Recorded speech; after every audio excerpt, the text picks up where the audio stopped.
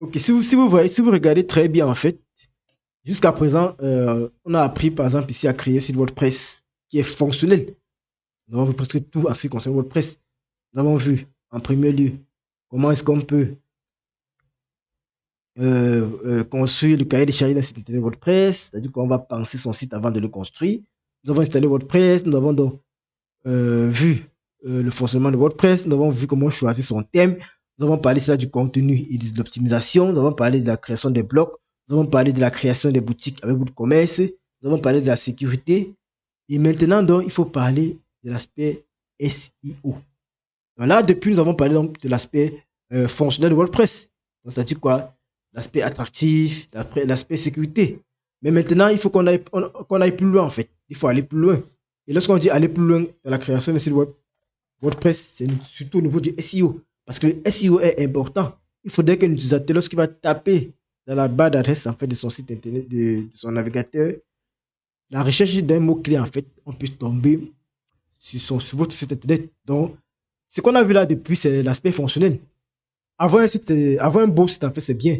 Mais il faudrait avoir des visiteurs qui seront qualifiés. Donc, c'est la raison pour laquelle souvent on va dire, les gens vont vous dire, par exemple, c'est là que avoir un site qui est très joli, là, ça sera bien. Mais on doit plutôt avoir également des visiteurs qui sont qualifiés. C'est ça même l'essence lorsqu'on crée un site internet. Il faudrait qu'on ait des visiteurs qualifiés. Donc, des gens là qui vont venir pour acheter peut-être le service, ou alors pour consommer notre contenu. Donc, quand, par exemple, ici, là, un visiteur vient sur ce site internet, l'idée, en fait, lorsqu'il vient, en fait, c'est de rester. Et même avant même de venir, en fait, qu'est-ce qui se passe? Il va passer soit par un canal, ça peut être les réseaux sociaux, ça peut être le lien direct. Là, on veut également, lorsqu'on parlait ici, là, de e-commerce. Alors, la question que je peux vous poser, par exemple, c'est à quoi sert un site web, par exemple, qui n'est pas visité? Imaginez que vous créez un site internet et il n'est pas visité. À quoi ça va vous servir? Je pense que ça va vous servir à rien. Donc, ça va vous rentrer de gâter peut-être votre argent pour payer l'hébergeur et le nom de domaine. La question qu'on peut encore se poser, c'est à quoi sert par exemple une boutique en ligne qui ne va jamais apparaître sur Google. Donc là, quand on va venir peut-être rechercher un produit, on ne doit jamais voir votre produit. Vous voyez que ça ne va servir à rien. C'est pour ça qu'on va parler ici là de SEO. On va parler de SEO. Pourquoi? Parce que le SEO et le marketing digital vont entrer en jeu donc pour que notre site internet que nous avons créé puisse attirer des visites et pour qu'il puisse apparaître en fait sur Google lorsqu'on va faire des recherches. Donc aujourd'hui, qu'est-ce qu'on va faire? On va apprendre à se connecter à un site WordPress et on va connecter des outils qui vont nous permettre donc, de gérer ici là le référencement naturel et avoir les statistiques en fait de notre site. Donc aujourd'hui, qu'est-ce qu'on va faire donc? Je vais vous montrer donc comment est-ce qu'on va installer par exemple un outil comme Google Search Console en passant soit par Google Analytics et avec ça, on va pouvoir voir tout ce qui concerne en fait le référencement naturel de notre site internet. Et de l'autre côté, qu'est-ce qu'on va faire? On va essayer d'installer en fait ici là un plugin qui va nous permettre de gérer le SEO. Donc l'objectif sera de faire quoi? L'objectif sera de quitter ici là avec un site WordPress en fait qui est visible et qui attire du trafic. Et attirer du trafic, ça veut dire quoi?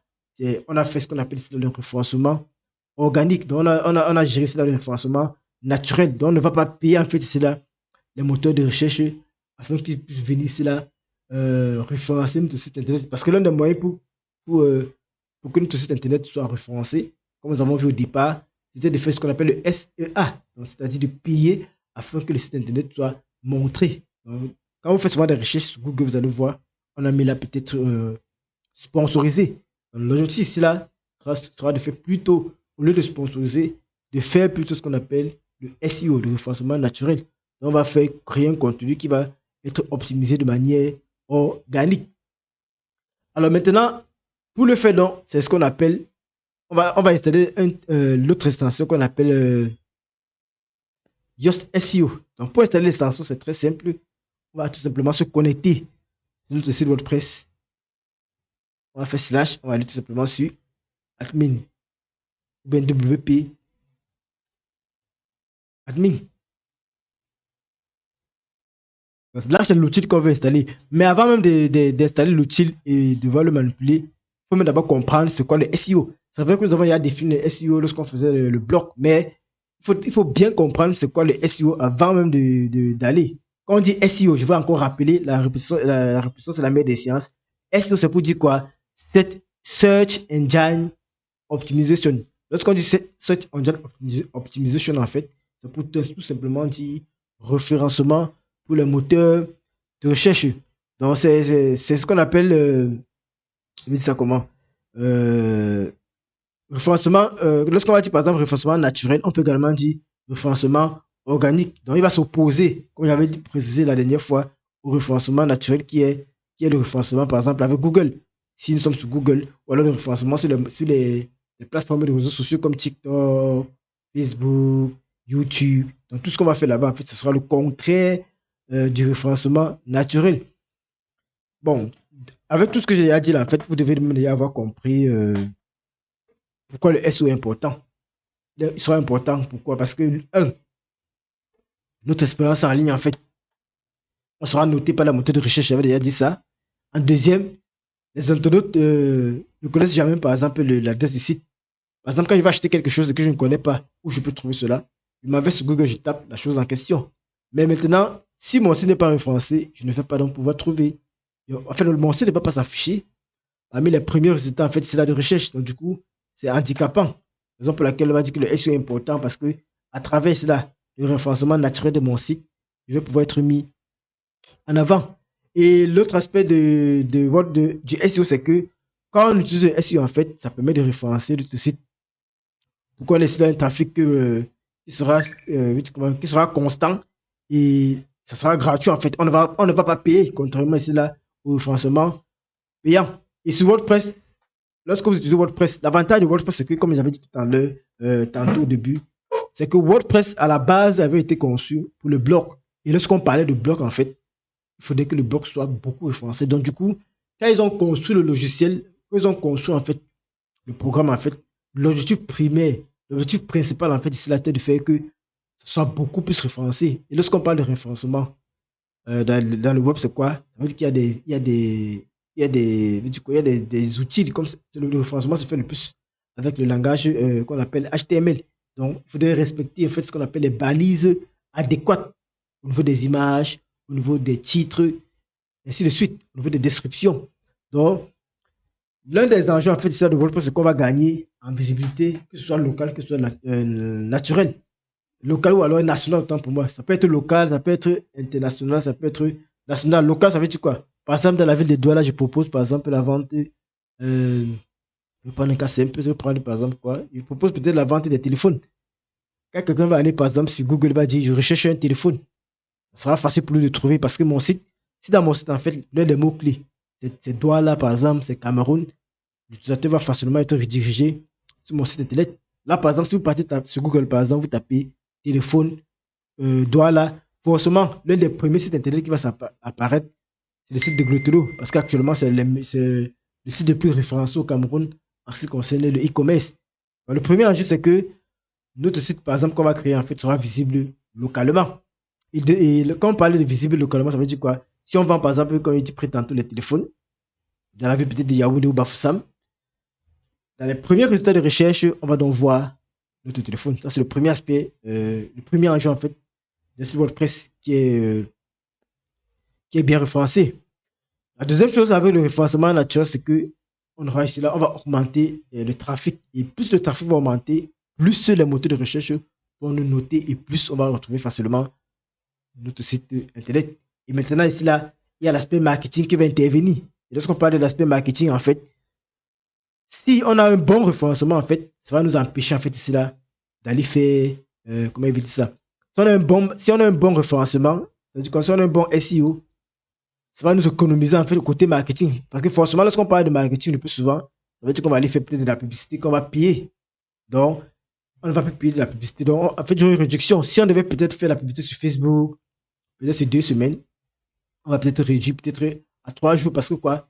Le référencement naturel va travailler à notre place. Et du coup, s'il travaille à notre place, on aura une réduction de coût. Il y a des gens qui ont le site internet ne payent jamais la publicité. Pourquoi? Parce qu'ils ont bien travaillé le côté référencement naturel. Et c'est un aspect très important.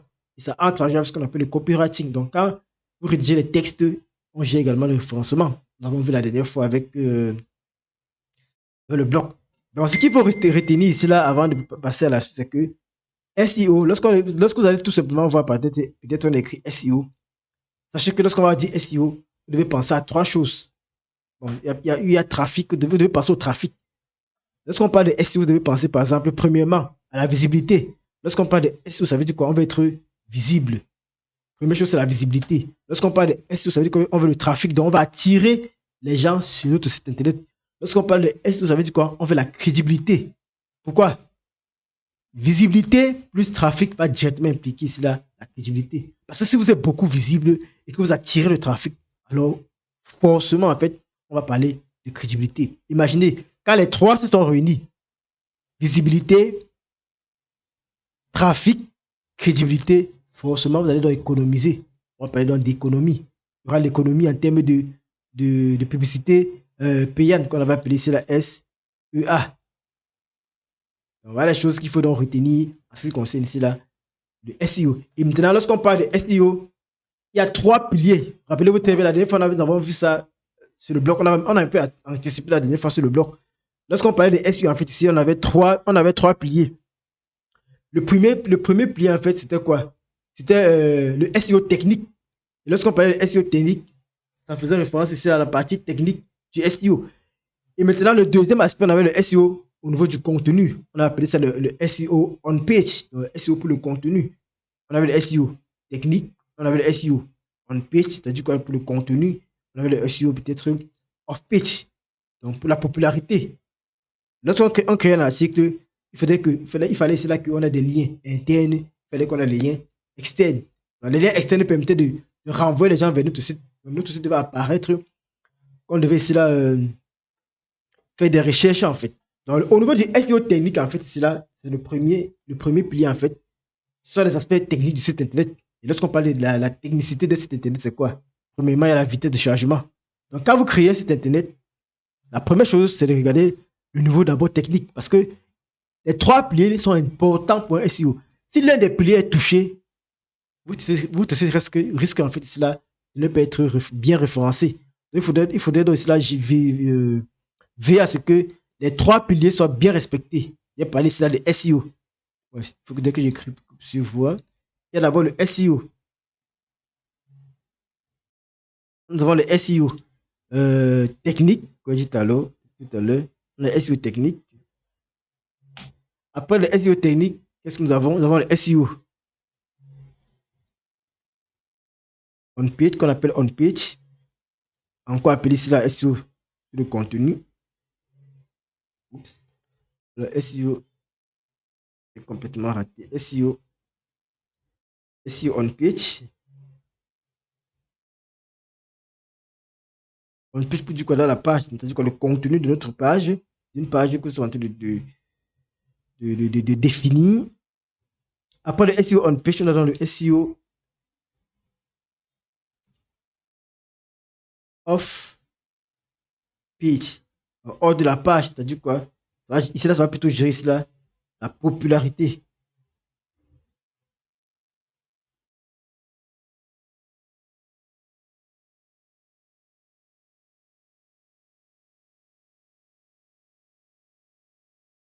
Celui-ci n'a pas bien écrit. Bon, on va juste faire avec.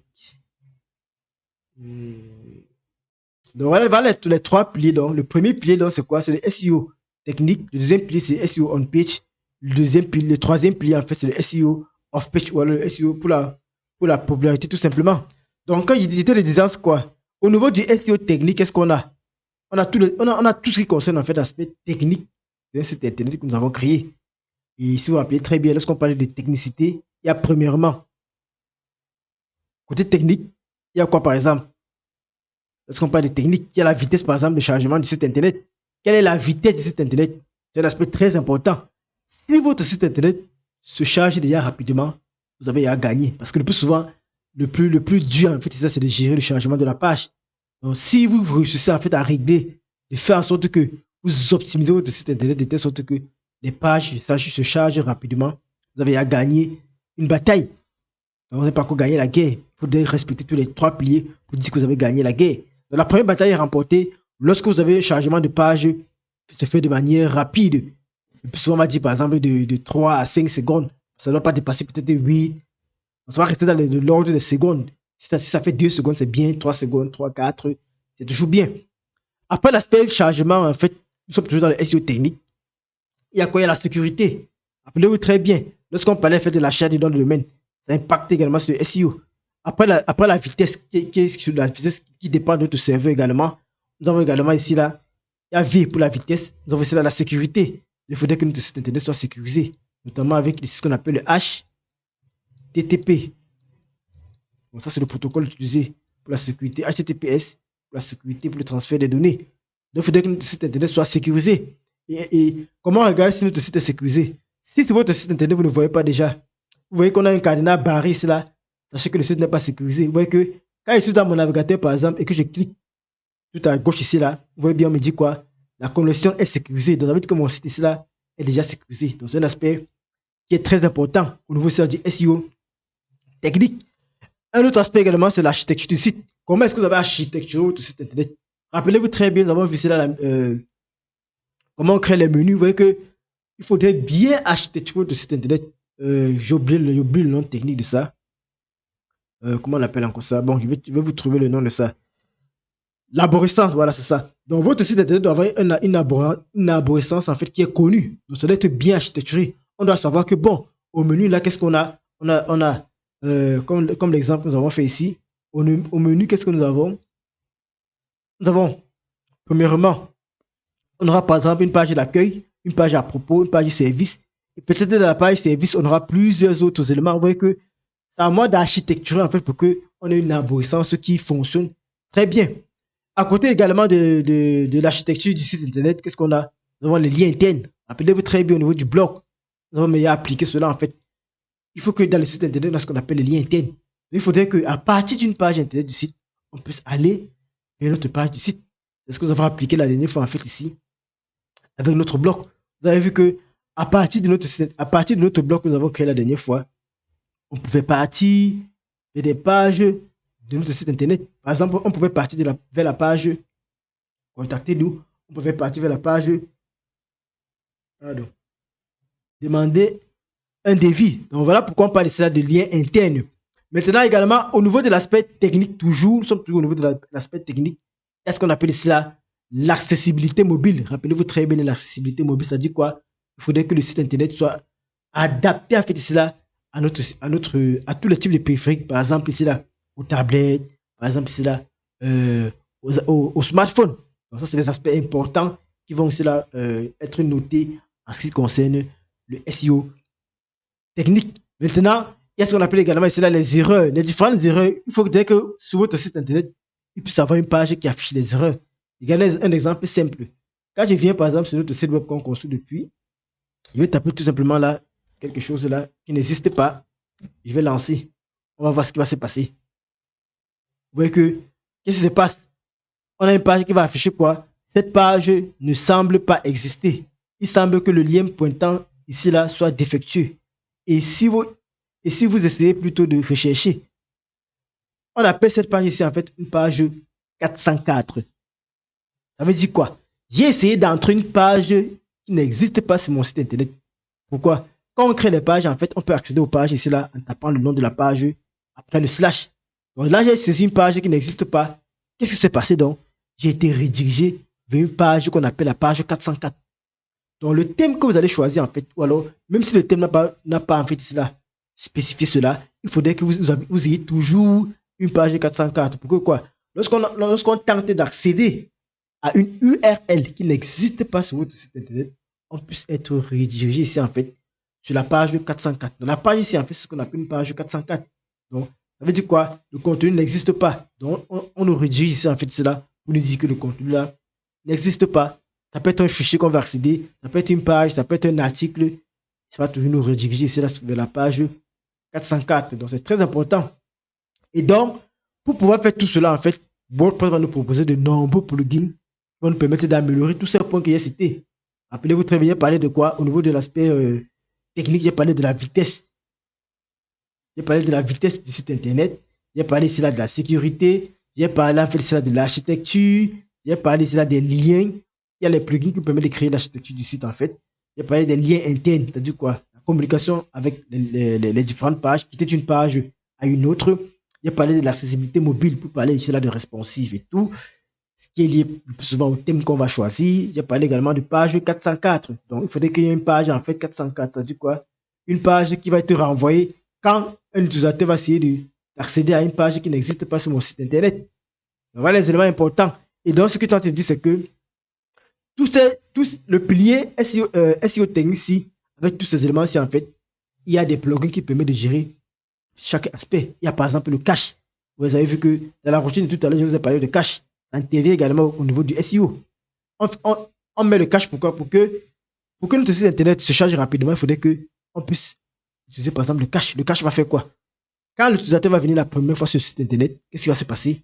Son téléphone, en fait, on va faire que son téléphone télécharge les éléments importants, par exemple les images et tout. Et la prochaine fois qu'il va revenir, en fait, le site ne va même pas faire une seconde pour se charger. Donc, il y a les extensions qui permettent de faire ça, c'est quoi?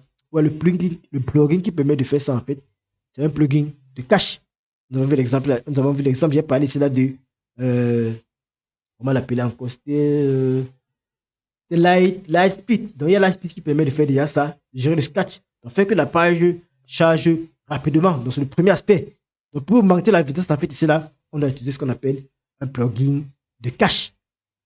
Pour gérer également la sécurité, nous avons parlé de sécurité au niveau ici là du toujours ici là au SEO technique, au premier pilier du SEO. Nous avons parlé ici là de la sécurité. Pour gérer la sécurité également, on a des extensions. On a parlé de WordFence qui permet de gérer la sécurité.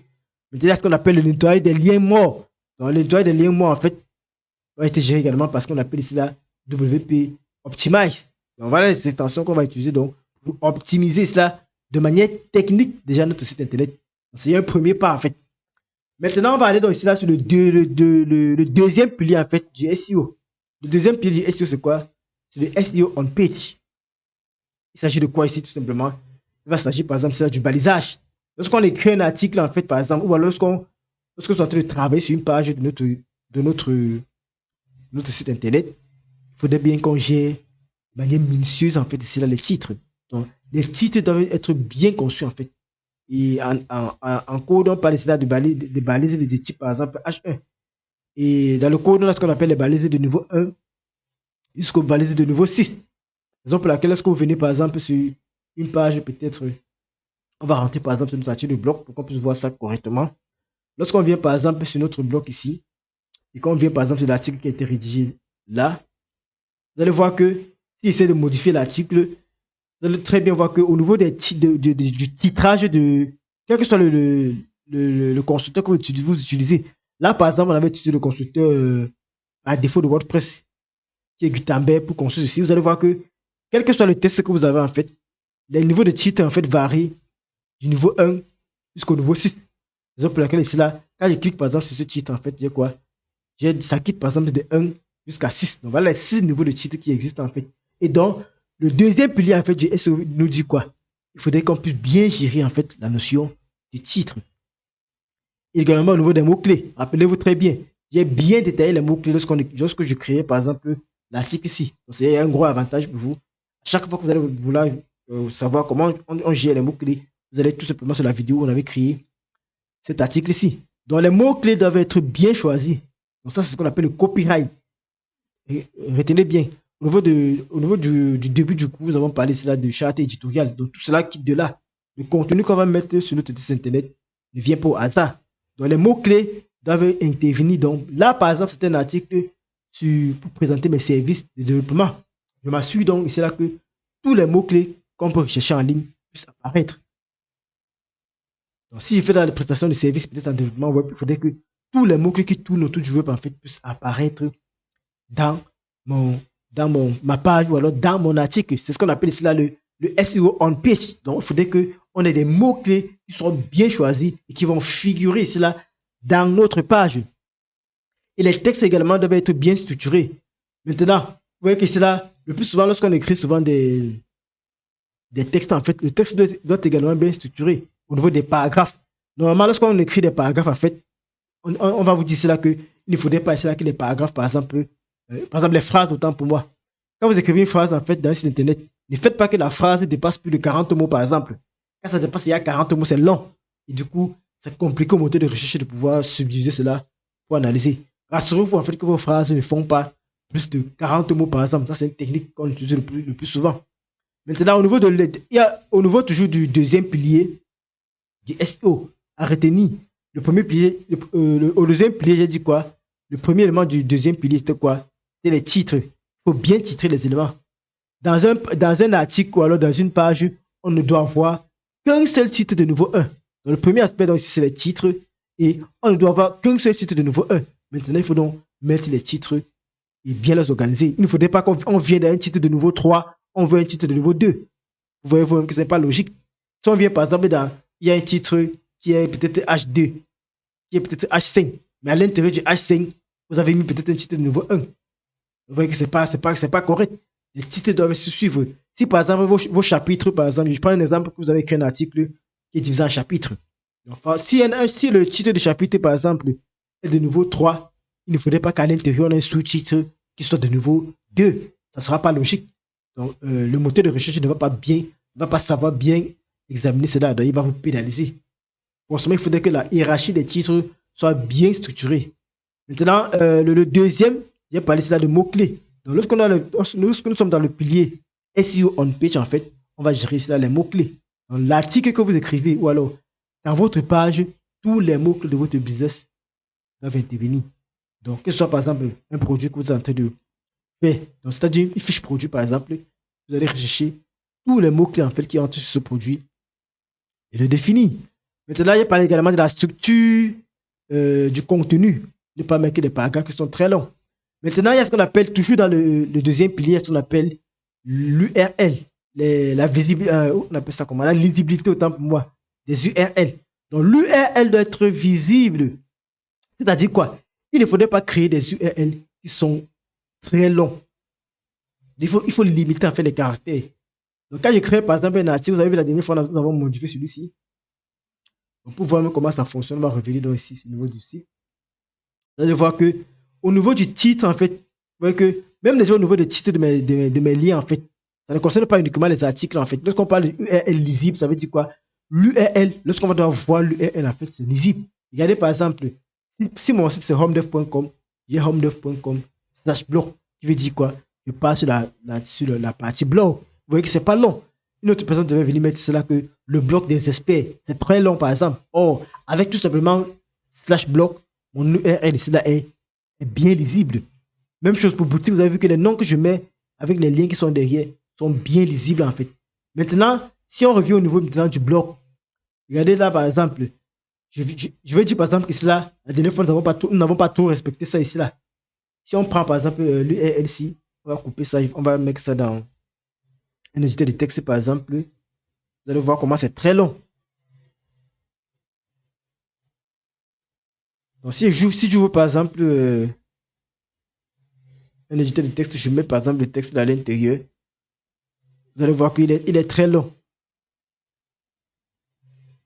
Alors regardez par exemple cette URL. Vous voyez c'est là qu'il y a un problème au niveau de la lisibilité. Il est très long. Donc si je veux créer un article qui parle de pourquoi faire appel à une agence de développement web professionnel au Cameroun, vous voyez que cette URL ici n'est pas lisible, c'est très long. Donc là, je peux le réduire, par exemple, pour dire c'est là que faire appel à une agence de développement web, je retire tout ceci. Pourquoi? Parce que tous les autres éléments là, en fait, vont être gérés là, au niveau des mots-clés, au niveau du titre de la page et tout. Donc là, j'ai quand même une URL qui est assez correcte. J'ai les principaux mots-clés et ça me suffit. Je peux également réduire encore ici là pour dire agence de développement web. Sachant que c'est un article. Vous voyez que c'est assez beaucoup plus lisible et ainsi. Or, là, avec ce long texte là, il n'était pas lisible. Donc, vous voyez que c'était en réduisant comme j'ai fait là, j'ai rendu ça dans ici là bien lisible. Alors maintenant, un autre aspect dans ici là au niveau du SEO on page, c'est-à-dire quoi, le SEO pour le contenu, qu'est-ce qu'on appelle ça, les métadonnées, rappelez-vous très bien. Nous avons bien mis ça en exergue lorsque nous avons écrit Voilà, je vais m'empêcher d'effacer.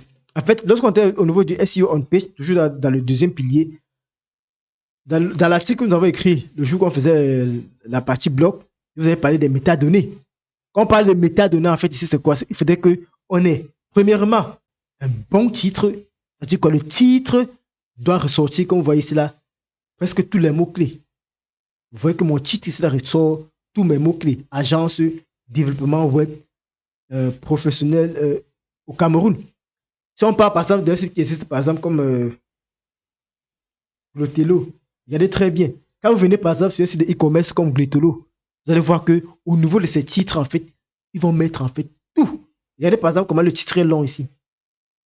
Et regardez le titre est très long ici là, mais au niveau de l'URL, en fait, c'est là qu'ils se sont fait. Ils ont essayé de faire une URL qui est lisible. Vous voyez qu'au niveau de l'URL ici là, c'est différent du titre. D'autres personnes vont faire le ils vont donner le titre ici là, et quand ça va venir ici là, en fait, ils vont laisser. Vous ne devez jamais laisser ça en fait. Vous devez toujours modifier l'URL pour que ce soit lisible. Et vous voyez que dans les URL, ils ont mis quoi? Ils ont les mots-clés. On a le téléphone, et quelques caractéristiques directement. Maintenant, au niveau ici là au niveau ici là du titre également, on a un titre qui est assez, qui respecte les standards. Au niveau des métadonnées, on a un titre qui est là. Donc, maintenant, au niveau du SEO, on doit avoir un titre SEO, on doit avoir une métadescription. La métadescription, c'est quoi? Tous les moteurs de recherche, en fait, utilisent ce qu'on appelle la métadescription. La métadescription, c'est tout simplement un texte là donc, qui va décrire en quelques mots, en 2 phrases ou alors une phrase, le contenu du site. Et le plus souvent, il est mis en fait dans l'extrait. Vous allez voir que la dernière fois, nous avons parlé d'extrait ici. Donc, on le met le plus souvent dans l'extrait. Maintenant, si vous ne voulez pas mettre ça dans l'extrait ici, là, tout à l'heure, on va installer un plugin qui va nous permettre donc, ici, là, de faire cela. Donc, vous allez voir que au niveau ici, là, en fait, ici, là, toujours également du pilier qui est le contenu, on a également les images. Rappelez-vous très bien au niveau des images. La dernière fois que je demandais d'ajouter des images, on essayait de faire en sorte que l'image est toujours des attributs. Donc, on renseignait toujours l'attribut en fait de l'image. Vous voyez très bien. S'il vient là, par exemple, il dit remplacer l'image, vous allez voir que au niveau des caractéristiques de l'image, je vous avais dit cela qu'il faut toujours remplir tout ça. Le texte alternatif ici là, c'est ce qu'on appelle ici les attributs. Donc voilà les attributs de l'image, le titre, la légende, la description, ainsi de suite. Donc là, c'est des aspects importants. Et maintenant, pour gérer tous ces aspects-ci, en fait, nous, on n'aura pas besoin de remplir tout ça. Ça va nous perdre le temps. Il y a donc ce qu'on appelle une extension qui va nous permettre de faire ça. L'extension en question s'appelle ici là Yoast SEO. Donc pour gérer directement le contenu, le pilier SEO on page ou le SEO pour le contenu, on va directement utiliser l'extension qu'on appelle ici Yoast SEO. Donc à travers Yoast SEO, si on configure très bien en fait, on n'a pas de 3 mois en fait, et notre site internet sera bien référencé si on a utilisé les bons mots-clés. C'est un aspect très important lorsqu'on travaille ici là, le SEO. Vous ne devez même pas manquer ça en fait. Il y en a plusieurs. Il y a ce qu'on appelle également rank. Il y a également rank. Math qui est très utilisé également. Mais Yoast SEO c'est le meilleur. Il est le plus utilisé. Les deux ont des versions payantes et des versions gratuites. Mais avec la version payante, gratuite de Yoast SEO, vous n'avez plus besoin de rien en fait. Donc, si vous vous renseignez bien les différentes informations ici là, et vous renseignez également bien les différentes informations ici là, vous mettez bien votre image de mise en avant, alors vous aurez donc ici ce qu'on appelle un SEO on page qui sera très bien défini et vous aurez donc ici là des contenus qui sont optimisés. Donc, faisant sûr avec l'extension Yoast SEO, vous serez dans la mesure d'avoir une page ou alors un contenu qui est bien référencé. Le troisième donc et le dernier pilier que j'ai mentionné tout à l'heure, en fait, ici là, c'est ce qu'on appelle le SEO off-page, en fait. Alors, c'est un pilier qui va reposer sur ce qu'on appelle, comment on appelle ça, la réputation, en fait, du site internet. Ça dit quoi? Quel est le nombre de liens entrants? Ça dit quoi? Lorsqu'on sommes dehors, lorsque nous sommes hors du site internet, quels sont les liens qui permettent de venir dans notre site internet? Par exemple, il faudrait là que dans les sites internet puissent parler de votre site. Par exemple, les influenceurs également sur les réseaux sociaux postent votre site. Donc là, ça veut dire quoi? On aura des pièces. On quitte donc de l'extérieur pour l'intérieur. Donc, en faisant les partages sur les réseaux sociaux, en fait, vous optimisez en fait c'est la réputation de votre site. Donc c'est important. Quand vous avez un site internet, dans la stratégie de communication, il faudrait donc ici là faire le partage sur les réseaux sociaux. Et après le partage sur les réseaux sociaux, il y a ce qu'on appelle ici là les avis. Rappelez-vous très bien, j'ai parlé des avis toujours et toujours. Après le partage sur les réseaux sociaux, nous avons les avis. Il faudrait que les gens puissent noter votre site internet. Et pour permettre les avis, qu'est-ce que vous pouvez faire? Vous pouvez créer votre entreprise sur Google, c'est gratuit. Vous localisez votre entreprise sur Google et donc vous permettez aux gens, par exemple, de laisser des avis sur votre entreprise. Ça va faire en sorte que votre site internet sera beaucoup plus, en fait, ici là, référencé. Maintenant, dans tous les articles que vous allez écrire, ou alors dans toutes les pages, en fait, il faudrait également insérer les liens qui vont donc renvoyer vers votre contenu, ou alors qui vont sortir de votre site internet. C'est ce que nous avons fait la dernière fois lorsqu'on écrivait notre article. Et donc, lorsque vous allez faire ça, donc, on va dire c'est là que vous avez respecté l'aspect ici, la SEO off-page. Ça veut dire quoi? La popularité. Ici, là, ça gère la popularité de votre site internet. Ça veut dire quoi? Il faudrait que lorsqu'on va taper, par exemple, le nom de votre site internet, on puisse voir que plusieurs personnes, en fait, parlent de votre site internet. Ça veut dire quoi? Votre lien est présent dans plusieurs sites internet. Les réseaux sociaux doivent apparaître. Si, par exemple, je viens là, je tape, par exemple, HomeDev, regardez ce qui se passe. Quand je tape par exemple HomeDev, vous allez voir, premièrement, j'ai d'abord mon site qui apparaît. Après mon site, donc j'ai YouTube. Vous voyez, ça c'est ce qu'on appelle la réputation, la popularité. Donc dès que je tape là, il y a Facebook qui localise déjà cela, il y a YouTube qui est localisé, il y a LinkedIn qui est localisé, il y a X qui est localisé, il y a Facebook, il y a également le site web script qui est localisé. Vous voyez qu'il y en a plusieurs. Si vous allez, même jusqu'à, il y a plusieurs pages qui vont donc avoir mon site internet. C'est parce que quoi? J'ai donc cela dupliqué. J'ai donc fait un SEO, ce qu'on appelle le SEO off-page. Donc, dans plusieurs sites internet, donc, j'ai donc partagé mon contenu, que ce soit sur les moteurs de recherche, que ce soit dans les sites qui existent. Et maintenant, également, certaines personnes vont également parler de mon site. Également, dans mes contenus que je publie, ou alors dans les articles que je rédige, je vais souvent peut-être glisser le nom, par exemple, de mon site. Et du coup, quand on va faire une recherche en ligne, en fait, forcément, on pourra donc tomber dessus. C'est la raison pour laquelle vous allez aller dans plusieurs. Si vous faites la recherche, par exemple, dans d'autres moteurs de recherche, vous allez trouver des contenus qui sont presque. Je vais dire ça comment, qui sont presque différents. Alors, est-ce qu'il y a des questions avant qu'on puisse continuer?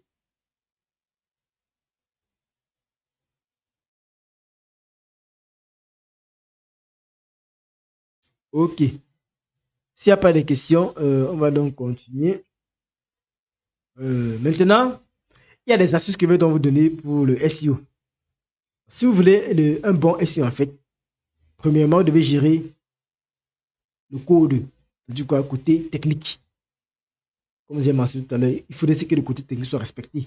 Donc, d'abord, le choix de l'hébergeur. Il faut bien choisir votre hébergeur pour gérer la technique. Parce que si vous choisissez un mauvais hébergeur, soyez-en sûr, vous allez rater le côté technique. Parce que, quelque chose que vous allez faire, même si vous mettez des extensions, en fait, si le côté technique, au niveau de l'hébergeur, vous n'avez pas pris un bon hébergeur, alors, ce sera lent.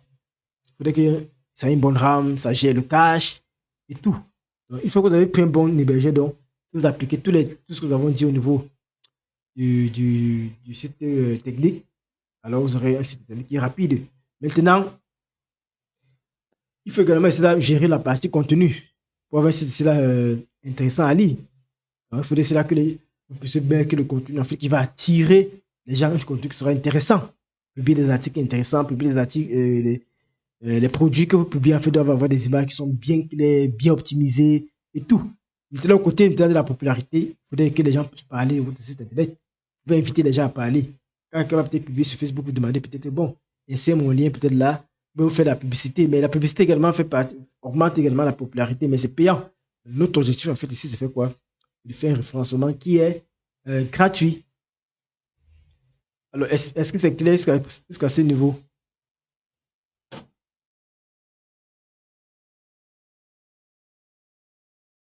Ok.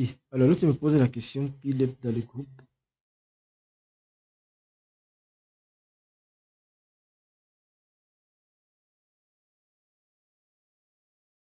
Un instant.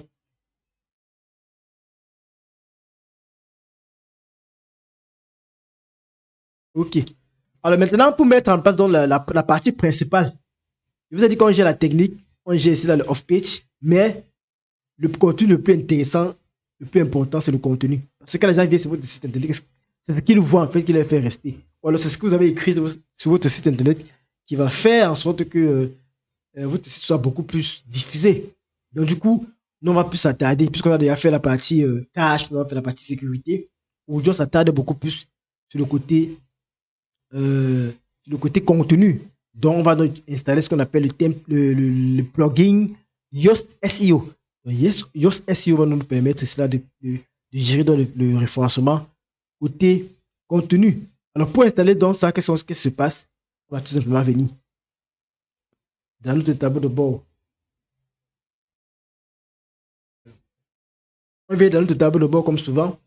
On va donc venir au niveau ici là de extension. On va chercher extension quelque part là. Ici.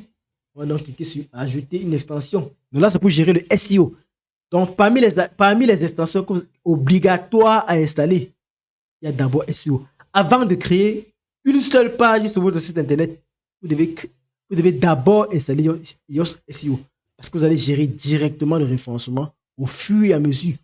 Donc, si vous avez choisi par exemple un template et que vous avez choisi un modèle de page sur le template, forcément le modèle de page là, donc, s'il utilise Yoast SEO, il va vous demander d'installer Yoast SEO. Même s'il n'utilise pas, dès que vous avez installé votre site internet, vous installez votre thème, vous installez votre modèle de site, vous passez directement à l'installation des plugins essentiels. Sauvegarde, sécurité, SEO, Yoast SEO. Donc, c'est les plugins les plus importants, les premiers même à installer en fait, parce que quoi, chaque page que vous allez entrer dessus, que vous allez toucher en fait, vous allez configurer directement le SEO. Il ne faut pas perdre de temps. Dès que vous lancez une page, configurez directement le SEO. Pourquoi? Parce que au fur et à mesure que vous durez en fait, il se déploie en fait, il se propage. Parce que la propagation ne se fait pas en 2 jours, en 3 jours. La propagation peut faire même 3 mois, 4 mois. Donc du coup, il ne faut pas perdre de temps. Dès que vous lancez le site internet, ne perdez pas le temps. Configurez directement le plugin pour le référencement naturel et commencer directement les configurations. Parce que si vous tardez, en fait, ça va faire en sorte que votre site internet ne soit pas rapidement référençable. Donc c'est important. Donc, la première chose, c'est d'abord ça. Donc, pour gérer donc, cela, le SEO, côté contenu de notre site internet, on va donc passer ici là par l'installation ici de Yoast SEO, comme je dit tantôt. Il va nous permettre de faire quoi? Premièrement, il va permettre d'analyser en temps réel nos contenus pour voir si le contenu est SEO. Après, qu'est-ce qu'il va faire? Il va nous aider également à rédiger des titres et des descriptions qui sont optimisées. Il va également nous permettre de gérer facilement les balises méta et ce qu'on appelle également des sitemaps. C'est-à-dire quoi? L'architecture de notre site internet. Parce que le moteur de recherche également, lorsqu'il vient indexer notre site internet, c'est qu'il prend en premier ce qu'on appelle le sitemap en fait. Et son installation ici là, est facile en fait sur WordPress. Donc on va donc gérer ça le SEO on page avec l'extension SEO, Yoast SEO. Donc j'écris tout simplement ici là quoi? Yoast SEO. Vous allez voir que c'est l'une des extensions les plus utilisées au monde en ce qui concerne le SEO. Alors j'écris tout simplement là, vous allez voir au niveau on peut y voir sa popularité en fait. Vous allez voir ici là quoi? Je vous ai dit tout à l'heure qu'on a les deux grands, les meilleurs en fait qui existent, c'est quoi? Il y a Yoast SEO, il y a Rank Math. Voilà les deux meilleures extensions pour le référencement naturel. Maintenant, il y a également ici la All-in-One SEO. Bon, c'est également ici utilisé. Vous voyez, il y a 3 millions. Je la passe ici avec Yoast SEO. Bon, libre à vous d'aller choisir, mais voici les plus utilisés. Yoast SEO, Rank Math, All-in-One SEO. Le plus souvent, moi, qu'est-ce que je fais? Puisque je varie de site à autre, donc je peux utiliser ceci dans notre site, pas dans notre site internet, utiliser l'autre. Mais le plus utilisé également ici, là, c'est Yoast SEO. Maintenant, pour le cache, vous vous rappelez très bien, j'ai parlé de Lightspeed Cache. Donc, celui-ci également, vous devez l'installer pour gérer le cache. C'est obligatoire, ne manquez même pas. Celui-ci, on ne vous demande même pas, donc c'est obligé. Regardez, il y a plus de 7 millions de personnes qui utilisent cela. Pour vous dire là que c'est très important. Regardez également Yoast SEO. Plus de 10 millions de personnes ont installé cela. Donc, c'est pour vous dire que ce sont des plugins importants que je vous montre. Donc, quand vous installez cet internet, c'est les premiers éléments que vous devez donc installer. Donc, qu'est-ce que je fais? Je suis sur mon extension. On vérifie toujours, en fait. Dernière mise à jour, une semaine. Parce qu'il y a des pirates qui font souvent les installations pour vous pirater. On vérifie toujours, on voit bien là 10 millions d'installations. Et donc, on va installer. Une fois qu'on va installer, donc, qu'est-ce qu'on va faire? On va toujours faire la configuration. Quand vous installez une extension, configurez d'abord l'extension avant de partir faire autre chose. Parce que vous pouvez oublier et ça passe. Donc, pourquoi on va donc utiliser ici là notre Just SEO? Donc, quand on finit d'abord ici, on l'active. On va donc l'utiliser pour faire quoi? Premièrement, pour entrer les mots-clés que nous avons sélectionnés, pour avoir des titres clairs, en temps réel, il va vérifier si notre titre ou alors si notre description est correcte. Lorsqu'on va également l'utiliser, en fait, ici, là, il va nous permettre de tester la longueur des mots, par exemple, la longueur des phrases. Donc, s'il voit que le contenu n'est pas être trop serré, en fait, il va directement vous dire. C'est la raison pour laquelle j'ai dit tout à l'heure quoi. Il vous permet d'analyser en temps réel votre contenu et vous dit ce qui ne va pas. Donc, si votre test est trop touffu, en fait, directement, il va vous dire. Donc, c'est un peu comme une intelligence artificielle, mais ce n'est pas le cas. Il analyse juste le texte et vous dit ce que vous devez faire. Si vous avez mis un titre qui est très long, tout à l'heure, je vais vous parler des titres longs, il va vous dire que votre titre est long. Si vous mettez un lien qui est très long, il va vous dire que votre lien est très long. Donc, libre à vous maintenant de respecter cela. Mais maintenant, c'est vrai que ce sont des outils, mais il peut vous dire peut-être que c'est trop long, mais que vous avez respecté un certain nombre de caractères. Vous n'allez pas tout accepter en fait. Si vous voyez que votre titre est bien SEO et que le nombre de caractères est un peu correct, c'est pas obligé de respecter à la lettre ce que Yoast SEO va vous dire. Votre titre peut être clair, il vous dit que ce n'est pas clair. Votre méthode de description peut être claire, il vous dit que ce n'est pas clair. Mais à la base, en fait, il vous conseille en fait sur l'utilisation. Libre à vous maintenant d'ajuster si vous voulez. Peut-être il y a un seul mot qui vous ajoutez qui fait que ça devient trop long. Vous pouvez donc laisser ça parce que c'est un seul mot en fait. Mais si c'est une longue phrase et il vous dit que c'est trop long, cherchez à diminuer en fait le nombre de mots pour que ça respecte au moins. Si ça dépasse d'un mot, c'est pas grave. Mais si c'est encore très long, là, ça cause problème en fait. Donc, pour que là, votre contenu soit donc là bien référencé, donc on installe notre Just SEO. Une fois qu'on l'a installé, donc on va le configurer. Regardez très bien. Lorsqu'on installe une nouvelle extension, qu'est-ce qui se passe? On a toujours l'extension qui va venir ici, se placer ici. Et on va donc configurer cela. Donc la première chose, lorsqu'on a installé, donc, qu'est-ce qu'on va faire? On va procéder ici là à la configuration. Donc, moi, je prends toujours la configuration guidée. On clique tout simplement ici là sur configuration. Vous pouvez tout venir ici là dans les paramètres de ça.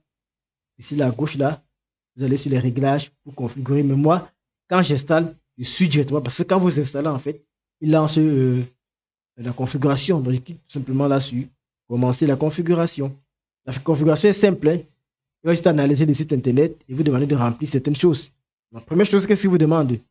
Optimisation des données SEO. Il vous demande aussi là de démarrer l'optimisation. Qu'est-ce que vous pouvez faire? Vous pouvez démarrer d'abord ici là l'optimisation. Il va donc analyser votre site internet, regarder ce qui n'est pas encore mis, et donc il va vous permettre de configurer en fonction de ce qu'il a analysé en fait. Donc c'est la première chose à faire. Vous analysez d'abord ici là vos données avant de passer à la suite. Donc il faut toujours lire, hein, il faut toujours lire. On dit optimisation de données SEO, vous lisez et vous passez. Vous voyez qu'ils disent quoi? Nous avons bien analysé votre site et optimisé les données SEO. Ça dit quoi? À partir des données du site internet, il a configuré un ensemble d'éléments. Tout à l'heure, je vous ai parlé de ce qu'on appelle la sitemap. La sitemap, en fait, ici, là, c'est l'architecture du site. Donc, lorsqu'il a analysé ça, en fait, forcément, il a construit ce qu'on appelle ici là l'architecture du site. Donc, comment est-ce que le site est structuré? Quelle est la page principale? Quelles sont les sous-pages? Quelle est la page qu'on a dans une autre page? Donc, c'est un peu ça qu'il fait lorsqu'il fait l'optimisation par défaut. Une fois qu'il a fait ça, en fait, qu'est-ce qu'on va faire? On va tout simplement continuer. Et maintenant, au niveau ici, là, de la configuration, là, on est en train de faire quoi? On est en train de configurer le site. Donc, lui, étant donné que nous ne sommes pas des développeurs, en fait, moi qui ai développé, par exemple, souvent, je peux donc forcer le SEO parce que quand je connais manipuler le code, quand je crée même une page, en fait, je sais où je peux aller modifier cette page, en fait. Or, vous qui n'êtes pas développeur, qu'est-ce qui se passe? Quand vous remplissez, il vous oblige peut-être à remplir ici, là, parce que lui, c'est les développeurs qu'on crée, ils connaissent où est-ce qu'on doit modifier pour donner, en fait, ici, là, les données au moteur de recherche. Donc, au niveau ici, là, par exemple, de la présentation du site, par défaut, on a une présentation du site, en fait, ici, là, dans les réglages, mais ce n'est pas suffisant. Raison pour laquelle, qu'est-ce qu'on fait? On va donc installer notre Yoast SEO et pour configurer dans cela. Au niveau de la présentation du site, en fait, on va devoir définir l'entité. Est-ce que c'est une personne? Est-ce que c'est une entreprise? Je prends par exemple l'entreprise. On va donc définir également le vrai nom du site internet ici là. Donc tout ça va servir pour le référencement. On va donner le nom du site internet, on va donner ici là le nom de l'entité. Le nom de l'entité, c'est quoi? C'est peut-être le nom de l'entreprise, avec peut-être si c'est une SARL, mais peut-être ça là. Donc ça, c'est le nom de l'entité. Maintenant, ici là, je vais donc définir mon logo. C'est important. Donc, il va mettre ça dans les balises de référencement parce que en code HTML, il y a ce qu'on appelle les balises de référencement bien strictes. Donc, il va donc compléter par rapport à WordPress d'autres balises de référencement. Il peut donc définir encore mon logo. J'enregistre et continue. Très important également, il faut toujours et toujours spécifier vos réseaux sociaux. Donc, quand vous créez un site internet, faites l'effort d'avoir au moins un réseau social. Peut-être Facebook, en fonction de votre domaine d'activité. Ça peut être Facebook, ça peut être LinkedIn, ça peut être Instagram, ça peut être TikTok. Mais faites l'effort d'ajouter au moins un. Donc moi, par exemple, qu'est-ce que je fais? Je vais peut-être mettre Facebook. Là, je vais peut-être mettre Facebook là pour dire facebook.com, par exemple, /Kadish 237. Là, c'est un exemple que je vous montre. Je clique simplement enregistrer et continuer. Donc, c'est très facile en fait. Il n'y a rien de compliqué ici là. Une fois que vous connaissez l'extension, en fait, vous configurez tout simplement comme ça se doit. On a installé plusieurs extensions. Donc, vous êtes à mesure de pouvoir cela connaître comment on installe, comment on configure. La configuration est très simple. Vous suivez toutes les étapes pas à pas. Maintenant, on parle ici là de préférences personnelles. Donc, si vous avez des préférences personnelles, vous pouvez donc ici là configurer ça ici là. Alors, moi, je ne peux pas, par exemple, recevoir les emails, donc je peux passer ça. Une fois qu'il est passé ça, je vais donc cliquer sur terminer la configuration. Vous voyez que j'ai donc terminé ici là la configuration. Donc, je peux donc continuer. Et comme je vous ai dit, Just SEO, c'est une entreprise qui l'a créée. Si vous voulez avoir plus, vous allez sur le site internet. Rappelez-vous très bien que toutes les intentions que je vous montre en fait ont des sites internet. Donc, si vous voulez avoir la documentation, si vous voulez bien comprendre de fond en comble ce qui se passe derrière, allez tout simplement en fait ici l'extension sur le site en fait, vous pouvez voir les démos, comment ça se passe et tout. Donc, c'est très important en fait d'aller toujours sur la documentation. Si vous ne maîtrisez pas le site internet, vous écrivez tout simplement dans le groupe. On va vous aider pour ça. Alors, là, voilà, c'est dorénavant bien installé en fait. Maintenant, il peut donc aller au niveau du tableau de bord pour voir donc ce qui se passe, pour voir qu'est-ce qui a été fait concrètement. Rappelez-vous très bien que lorsqu'on installe la plupart des extensions, ils vont venir se greffer au niveau ici là de notre on se greffer au niveau de notre bas latéral gauche. Donc là, on aura dorénavant là notre Just SEO. Il y a plusieurs menus là, il y a les réglages, il y a le général va faire quoi? Le général va nous montrer dans les statistiques. Donc il va nous présenter un peu les statistiques de notre site internet. Dans le SEO par exemple, là actuellement il dit quoi? Actuellement il est en train de voir que notre SEO est bon. Donc il dit que quand le SEO est bon, c'est vert. Quand c'est à peu près, c'est orange. Quand c'est rouge, ça veut dire qu'il faut améliorer encore. Ainsi de suite. Donc là, il vous montre un peu les scores. Vous pouvez voir les scores en fonction, par exemple, des pages. Vous pouvez voir le score des pages, par exemple. Il va analyser tout simplement là. Il va vous dire ce qui va ou alors ce qui ne va pas. Et maintenant, quand vous êtes même dans la liste des pages ou quand vous êtes dans la liste des articles, il y a automatiquement en fait son logo là qui va se placer pour montrer le score de lisibilité. Actuellement, il n'y a aucun score parce que nous n'avons rien là. Mais quand vous ouvrez aussi là les éléments que vous avez publiés et que vous avez donc configurés, il va donc voir, il va vous mettre les scores. Et regardez actuellement, regardez les scores. Actuellement, il dit que ma page About a un score SEO qui n'est pas bon. Mais au niveau de la lisibilité, il dit que c'est bon. Non, mon contenu est déjà bon. Mais au niveau du SEO, ce n'est pas encore bon. Vous voyez qu'à chaque fois, on a quoi? On a le score au niveau de la lisibilité, c'est-à-dire que le texte que nous avons écrit, le score au niveau d'ici là du SEO. Si votre texte est trop touffu, il va vous dire. Même vous allez voir que c'est trop touffu. Par exemple, je vous ai dit quoi? Ne faites pas en fait des phrases qui font plus de, peut-être plus de 40 mots. Quand une phrase fait plus de 40 mots, déjà c'est compliqué à lire, c'est difficile à comprendre. Donc même lui déjà, même vous déjà, vous devez savoir que on ne doit pas faire des phrases de plus de 40 mots. Même en rédaction, on dit déjà cela. Donc c'est important pour vous en fait ici là de faire des textes qui sont assez courts, des phrases assez courtes, de pouvoir travailler sans difficulté. Donc j'ai donc installé, donc je peux donc aller au niveau de Just SEO donc là. Je vais donc voir général. Je vais donc pouvoir ici là donc appliquer pour voir un peu les différents éléments. Donc, j'ai là, au niveau ici, là, du tableau de bord, les différents scores. Qu'est-ce que je vous ai dit? Je vous ai dit qu'il y a une version payante. Bon, c'est également cher, ça dépend de vous si vous voulez. Mais il y a des gens qui ont les grosses entreprises le payent parce qu'ils utilisent, c'est important. Le référencement, c'est la mer. Donc, quand votre site est bien référencé, ça vous génère également des revenus. Ça vous permet de générer des revenus, d'être visible, d'être ici, d'avoir une réputation. Et donc, forcément, ça augmente votre business. Donc, une fois que nous avons installé donc cela, il y a plusieurs réglages qu'on peut faire. Donc, on a les configurations initiales que nous avons déjà fait. On a fait la configuration initiale, comme vous avez vu là. Il y a le tableau de bord. Maintenant, il y a ce qu'on appelle le centre d'aide. Vous allez avoir la documentation ou alors vous allez voir si vous voulez faire autre chose. À côté, donc, ici, là, des réglages généraux, on peut avoir dans les réglages. Donc, au niveau des réglages, en fait, on va gérer certains autres éléments. Au niveau de l'écriture, par exemple, il y a certains éléments qu'on va activer. On va dire, par exemple, qu'au niveau de l'écriture, est-ce qu'il va donc analyser? Donc, si on veut qu'il analyse automatiquement, quand on installe, on veut qu'il analyse en fait cela. Le SEO, on veut qu'il analyse également la lisibilité. Est-ce que le texte que nous avons écrit est lisible? J'ai pris un exemple tout à l'heure, pas plus de 40 mots par phrase.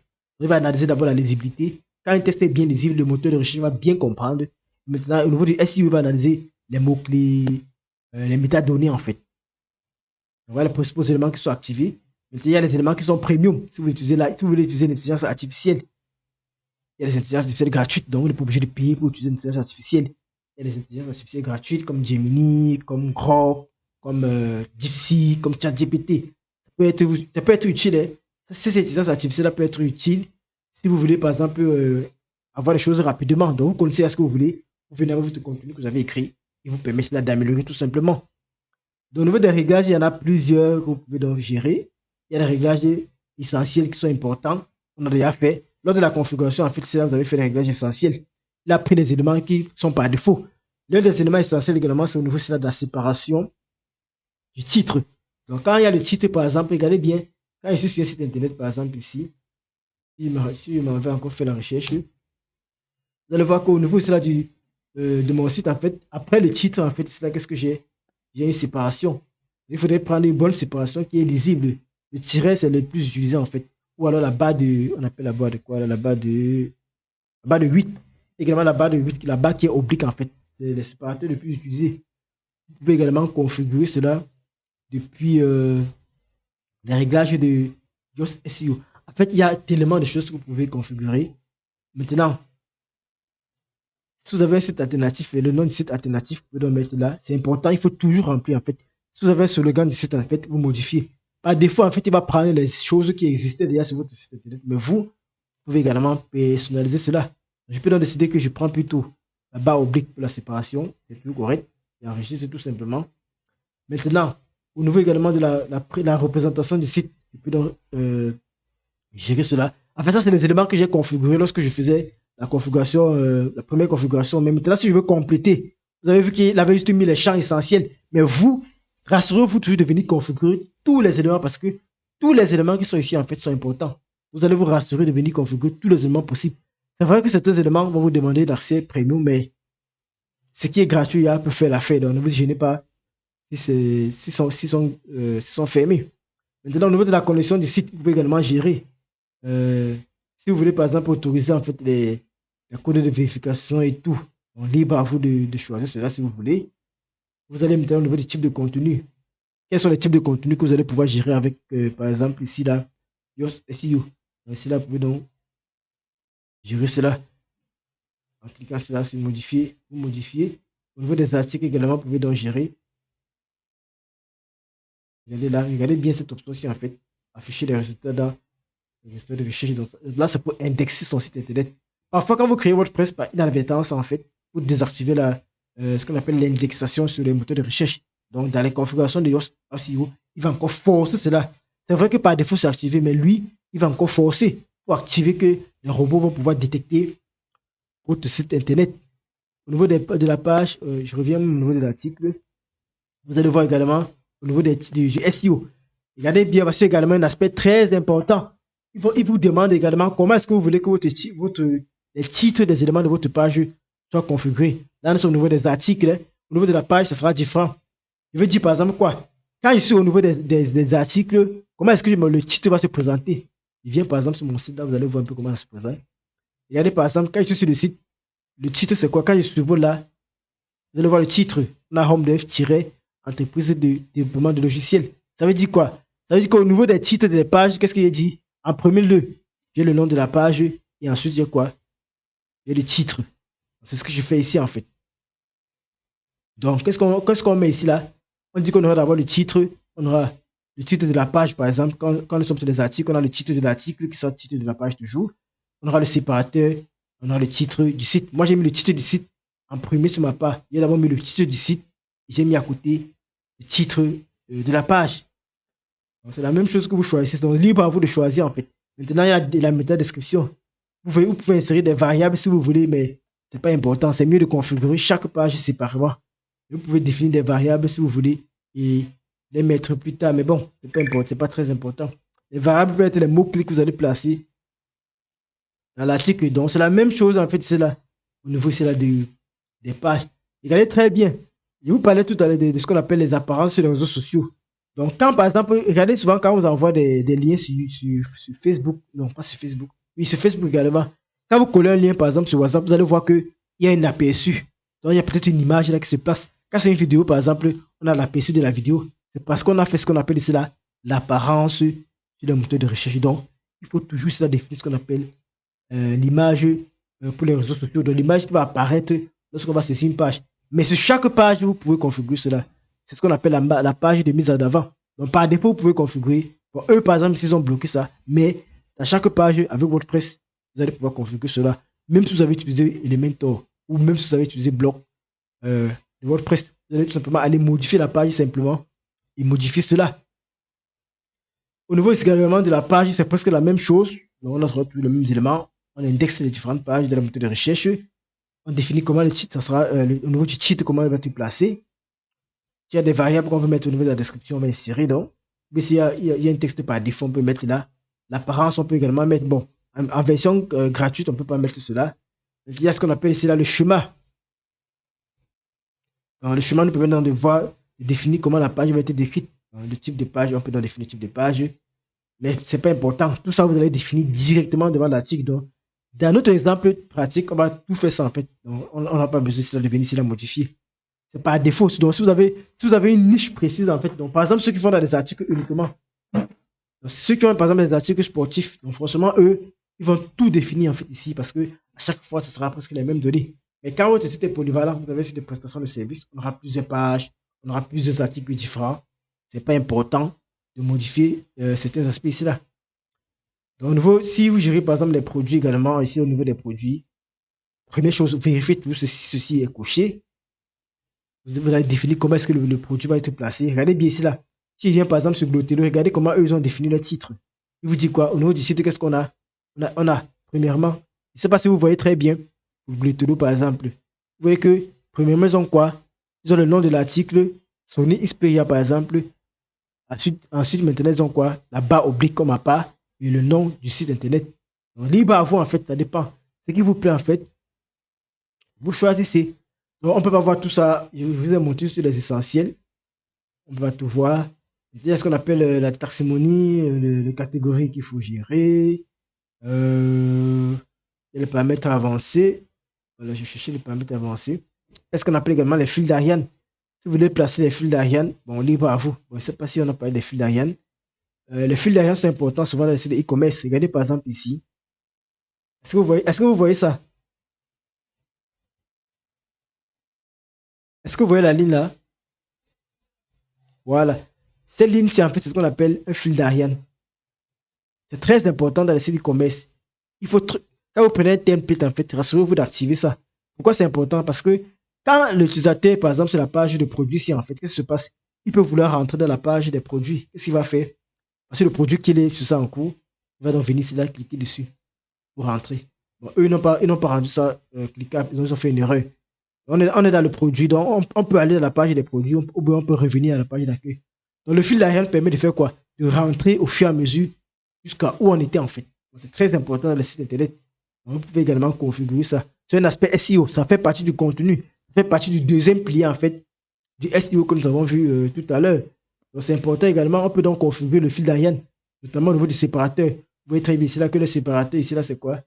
Ils ont utilisé un séparateur ici là, ils ont appelé ça.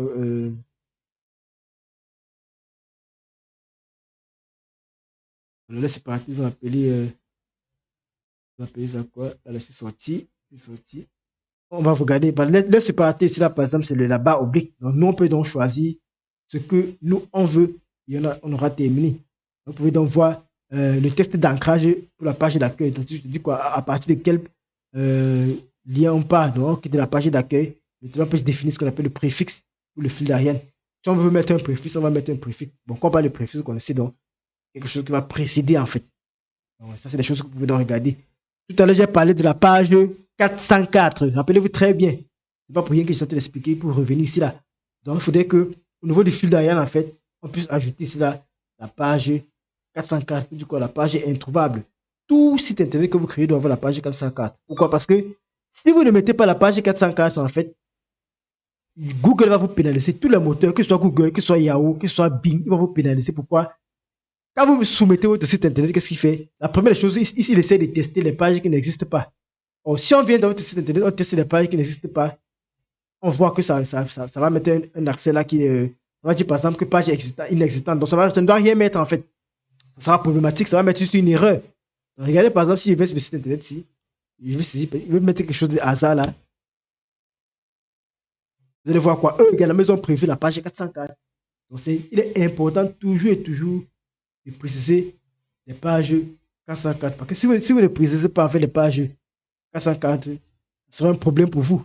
Et, les gens, et si c'est un problème, forcément, vous serez pénalisé en fait ici là par, par votre presse. Donc s'il vient par exemple toujours, s'il vient même sur mon site internet ici là, il vient par exemple sur Akadish, vous allez voir que la page 404 est gérée.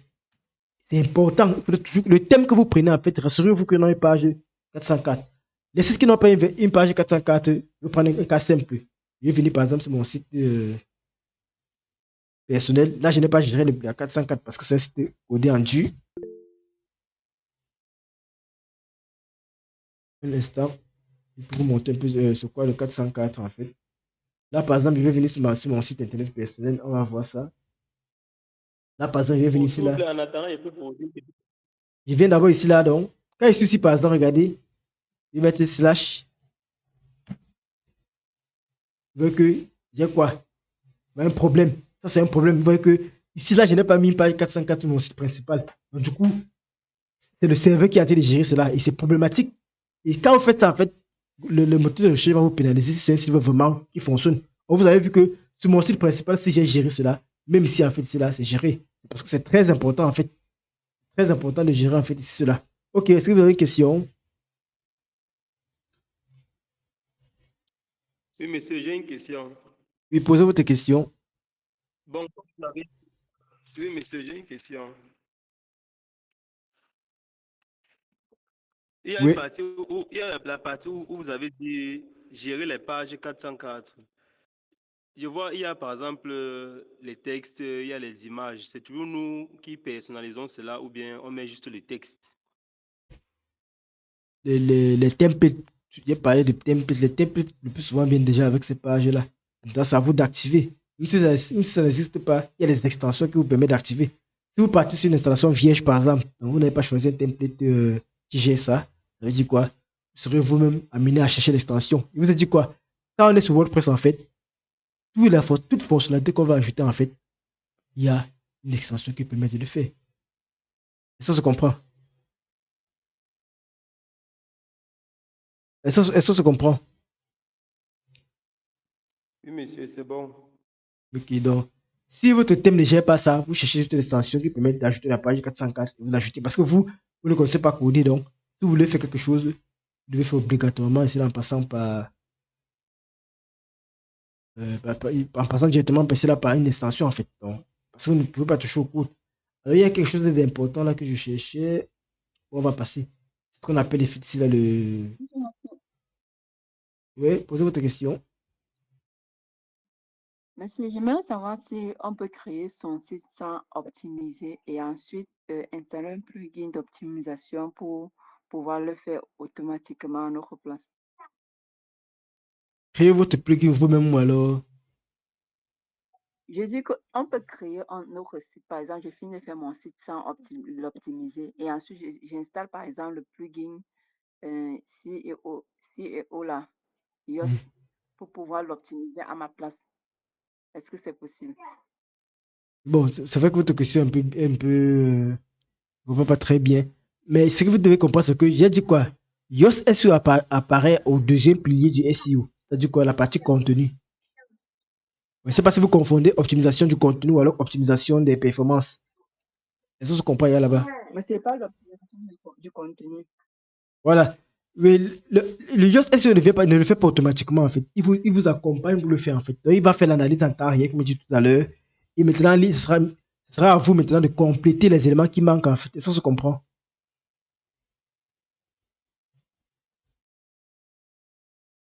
Donc, ce qui se passe, c'est quoi? C'est que le SEO en fait se gère avec le code HTML. Mais étant donné que vous ne pouvez pas en fait ici là toucher au code HTML facilement, parce qu'il y a des balises. En fait, tout à l'heure, je vais vous montrer par exemple. Bon, pour ceux là qui font le développement, il y a des gens qui font le développement ici.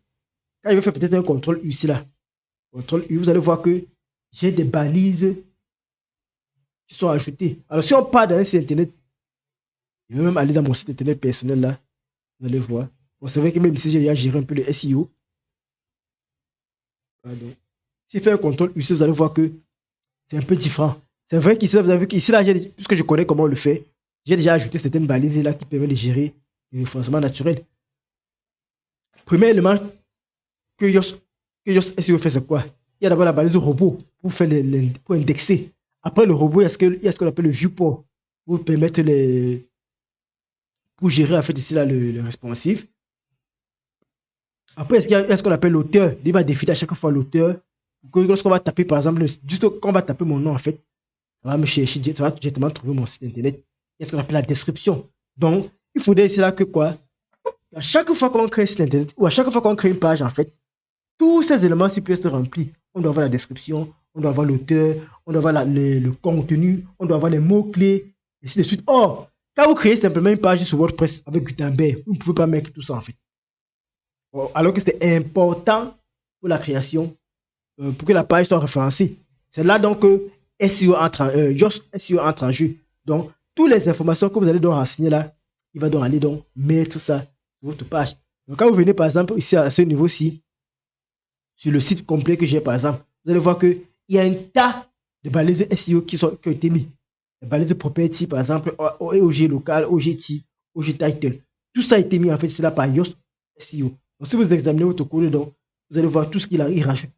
On va les balises qui permettent de gérer le référencement des sites internet. Il y en a plusieurs. Vous allez voir qu'il y a beaucoup de balises au niveau de méta. Quand vous voyez méta, là, ça veut dire quoi? Ce sont les métadonnées. C'est ça qu'on gère, c'est ça qu'on utilise en fait lorsqu'on fait le référencement naturel. Donc, si vous n'êtes pas développeur, vous ne pouvez pas le faire. Alors, moi qui est développeur, je peux gérer ça facilement. Mais vous, si vous n'êtes pas développeur, vous êtes obligé d'utiliser Yoast SEO qui va vous permettre de configurer cela facilement. Est-ce que c'est clair pour vous?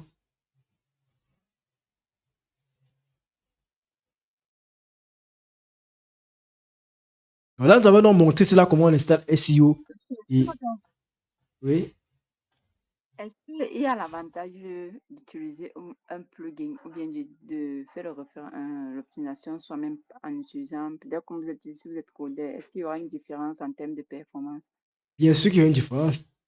Si vous connaissez exactement ce que vous voulez, par exemple, je prends un cas simple. Yoast SEO, regardez par exemple ce qui se passe ici. Au niveau par exemple, de la page d'accueil, il y a les éléments là qui demandent qu'on paye. Au moins, je suis développeur, je peux continuer cela. Je vais donc localiser ma page, il va injecter un script qui va le faire. Est-ce qu'on se comprend? Un cas simple. Si je veux pas, si je suis développeur, par exemple, regardez cette partie-ci. On voit très bien, c'est là que cette partie-ci, toute cette partie-ci fait partie de quelle? De l'entête, non? Ça fait partie de l'entête qu'on appelle le head de ma page. Tout ça, le méta, les méta et tout là, ça fait partie de la partie head. Or, moi, je suis développeur. Je sais comment il peut faire ça. Même avec WordPress, vous pouvez le faire. Il faut juste connaître, il faut juste voir la partie développeur. Il peut donc faire ça dans mon code, dans mon éditeur de code. Je m'en vais donc cela injecter ça avec le JavaScript. Ça, on se comprend. Donc, forcément, je n'ai pas besoin de Yoast SEO à ce moment-là. Oh, Yoast SEO, j'utilise ça pourquoi? Parce que il y a déjà une solution qui existe. Donc, c'est quand peut-être il y a une chose qui est payante, qu'ils ont mis payant, que je vais contourner, mais à l'avance, ça existe déjà et c'est plus facile. Et c'est en temps réel. Je peux le faire moi-même, mais je veux gagner en temps. On a dit qu'on veut utiliser WordPress, pourquoi? Parce qu'on veut gagner en temps.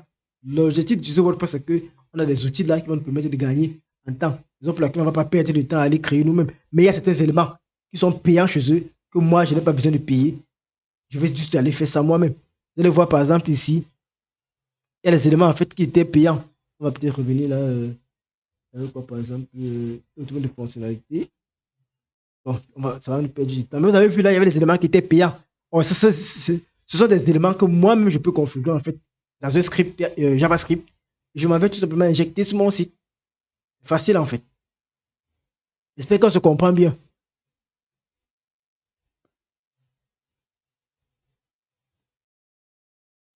Pourquoi on se comprend? Donc, il faut retenir que quand vous installez votre Yoast SEO, il y a les éléments que vous devez remplir. Donc, venez là, vous lisez à chaque fois, vous remplissez. On va ça, c'est juste une explication de base. Lorsqu'on va faire notre TP, on va essayer de remplir ce qu'on peut. Et au fur et à mesure que vous allez travailler, donc vous allez découvrir vous-même certains éléments. Et si vous avez des questions, le groupe est ouvert. Vous allez poser des questions et on va en discuter. Alors maintenant, si on veut donc rédiger un contenu optimisé SEO, qu'est-ce qu'il faut donc faire? Regardez ce qui va se passer maintenant. Je vais donc revenir dans ici, là c'est mon article de la dernière fois. Vous allez voir comment ça va se présenter maintenant. Puisque le plugin Yoast SEO est déjà installé, donc qu'est-ce qui va se passer? On va tout simplement ouvrir le site en question et on va voir que Yoast SEO a déjà pris possession de notre article. Donc voici l'article, regardez comment il se présente actuellement. Il y a Yoast SEO nulle part. Parce que j'avais ouvert avant d'installer cela. Donc qu'est-ce qu'il veut faire? Il va actualiser tout simplement. Quand je vais actualiser, vous allez voir, Yoast SEO va donc apparaître à l'intérieur. Et on va donc voir comment on va l'utiliser concrètement pour optimiser un contenu. Ou alors ça peut être une page, ça peut être un article. Regardez, qu'est-ce que vous remarquez dans la page à première vue?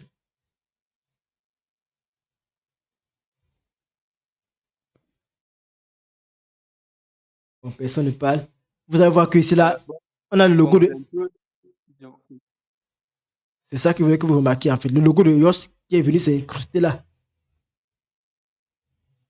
Donc là, il y a le logo de Yoast SEO qui s'est incrusté là. Et qu'est-ce qu'il y avait dit par rapport à Yoast SEO? La première chose qu'il regarde, c'est quoi? C'est le référencement. Et la deuxième chose, c'est quoi? C'est la lisibilité. Est-ce que c'est clair? Je peux même cliquer dessus pour voir tous les éléments. Vous voyez que quand je clique dessus, qu'est-ce qu'il va me dire? Je vous avais dit cela qu'il analyse en temps réel. Et quand il analyse en temps réel, il va me dire ce qui ne va pas en fait. Et moi donc, qu'est-ce que je dois faire? Je vais tout simplement optimiser comme je peux. J'optimise le maximum possible. Vous savez que c'est un outil en ligne. Donc du coup, souvent vous ne pouvez pas optimiser comme il veut. Mais parce que c'est un truc qui est payant en fait. Ils vont vous inciter à payer souvent. Regardez par exemple un exemple simple. Lorsqu'il analyse mon SEO, qu'est-ce qu'il va dire? Il va dire cela que Yoast IO Premium examine plus que vos mots-clés principaux. Donc, il m'oblige ici à payer. Souvent même, vous allez mettre des trucs qui sont bons. Il va analyser à moitié. Mais vous continuez à ce que vous faites. Dès que ça analyse quelque chose et que c'est un peu bon, vous passez. Parce qu'il va vous inciter ici à payer. Mais à la version gratuite déjà, ça fonctionne normalement. Donc, vous n'allez même pas vous inquiéter pour ça. Donc, quand nous sommes dans ce Yoast SEO, qu'est-ce qui se passe? Premièrement, regardez bien ce qui se passe ici. Il va donc me demander ici là, expression clé principale. Donc, l'expression clé principale, alors, c'est quoi ici là? C'est le mot-clé principal de notre article, en fait, ici. Donc, ça, c'est le niveau de la configuration. Alors, dans certains, vous allez voir ça plutôt ici en bas. Et donc, ça peut être ici là, comme ça peut être ici en bas, en fait. Donc, regardez très bien. Il faut bien regarder, en fait. Il y a ici la expression principale. Il y a également la même chose ici, en fait. Donc, lorsqu'on veut configurer, moi, je viens tout ici en bas parce que c'est beaucoup plus lisible ici, en fait. Donc, quand vous avez installé dans Yoast SEO, et quand vous allez donc aller modifier votre page ou alors modifier votre article, Vous allez toujours voir ça ici, là, comme ça. Mais nous, on ne va pas utiliser ceci. On va beaucoup plus utiliser ce qui est plutôt en bas. Donc, en bas de l'article, là, quand on finit d'écrire l'article, on vient maintenant configurer. Donc, il va vous forcer, en fait, ici, là, à respecter le SEO. C'est même le rôle, en fait. Il vous force à respecter le SEO. Donc, lui, il va injecter tout ce que vous avez mis, mais maintenant, il va vous forcer à mettre les éléments. Vous voyez qu'il m'a déjà bien noté quelque part. Au niveau de la lisibilité, il m'a déjà bien noté. Il me dit qu'il y a deux éléments, en fait, c'est là, qui ne vont pas bien. Mais c'est la version premium qui me permet de courir ça facilement. Il me dit quoi? Il trouve deux problèmes au niveau du SEO. Il me dit déjà que premièrement, où est-ce qu'il a même mis ça? Au niveau du SEO, il trouve deux problèmes. Il m'a dit quoi ici là? Je n'ai pas de synonymes, je n'ai pas d'expression similaire. Donc, qu'est-ce qu'il veut dire? Rappelez-vous très bien au niveau de quand il parlait SEO sur le blog, il faudrait toujours que lorsque vous écrivez, en fait, dans chaque paragraphe, on ait au moins un synonyme du mot-clé principal. C'est vrai que c'est difficile de respecter ça à la lettre, mais en respectant au maximum, en fait, vous facilitez en fait le fait que votre site internet soit beaucoup plus référencé. Donc, lorsque vous allez écrire dans votre contenu, que ce soit un article ou alors un blog, vous allez donc voir ce qu'on appelle ça c'est l'encart en fait. On appelle ça les encarts. Vous allez donc voir l'encart, c'est en fait l'encart qu'on appelle Yoast SEO. Vous allez tout simplement le dérouler là. Et quand vous le déroulez donc, ça apparaît là en bas de votre éditeur de WordPress. Donc, quand ça apparaît donc ici là donc, première chose qu'on peut définir c'est quoi? C'est ce qu'on appelle l'expression clé principale. On l'appelle encore ce qu'on appelle la requête cible en fait. On l'appelle une requête la requête cible. Bon, c'est vrai qu'ils ont un peu modifié. Avant c'était écrit c'est la requête cible. Mais lorsqu'on parle d'expression clé principale, ça veut dire quoi? On veut donc cela écrit le terme là, en fait que lorsqu'on va donc saisir ça en fait sur les réseaux sociaux, on va facilement trouver notre site internet. Est-ce que vous avez compris? Expression clé principale. L'expression clé principale, en fait, c'est tout simplement en fait notre mot-clé principal. Il faudrait qu'on puisse faire apparaître notre mot-clé principal ici là.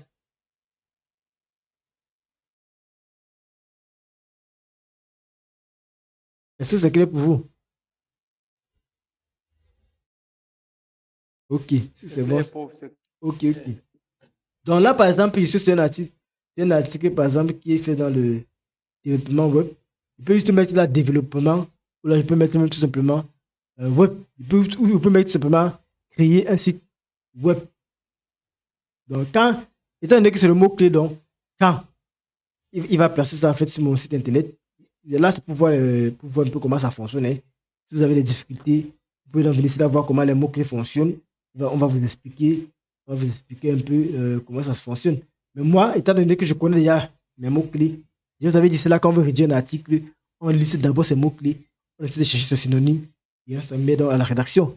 Je vais par exemple, il met ici là, créer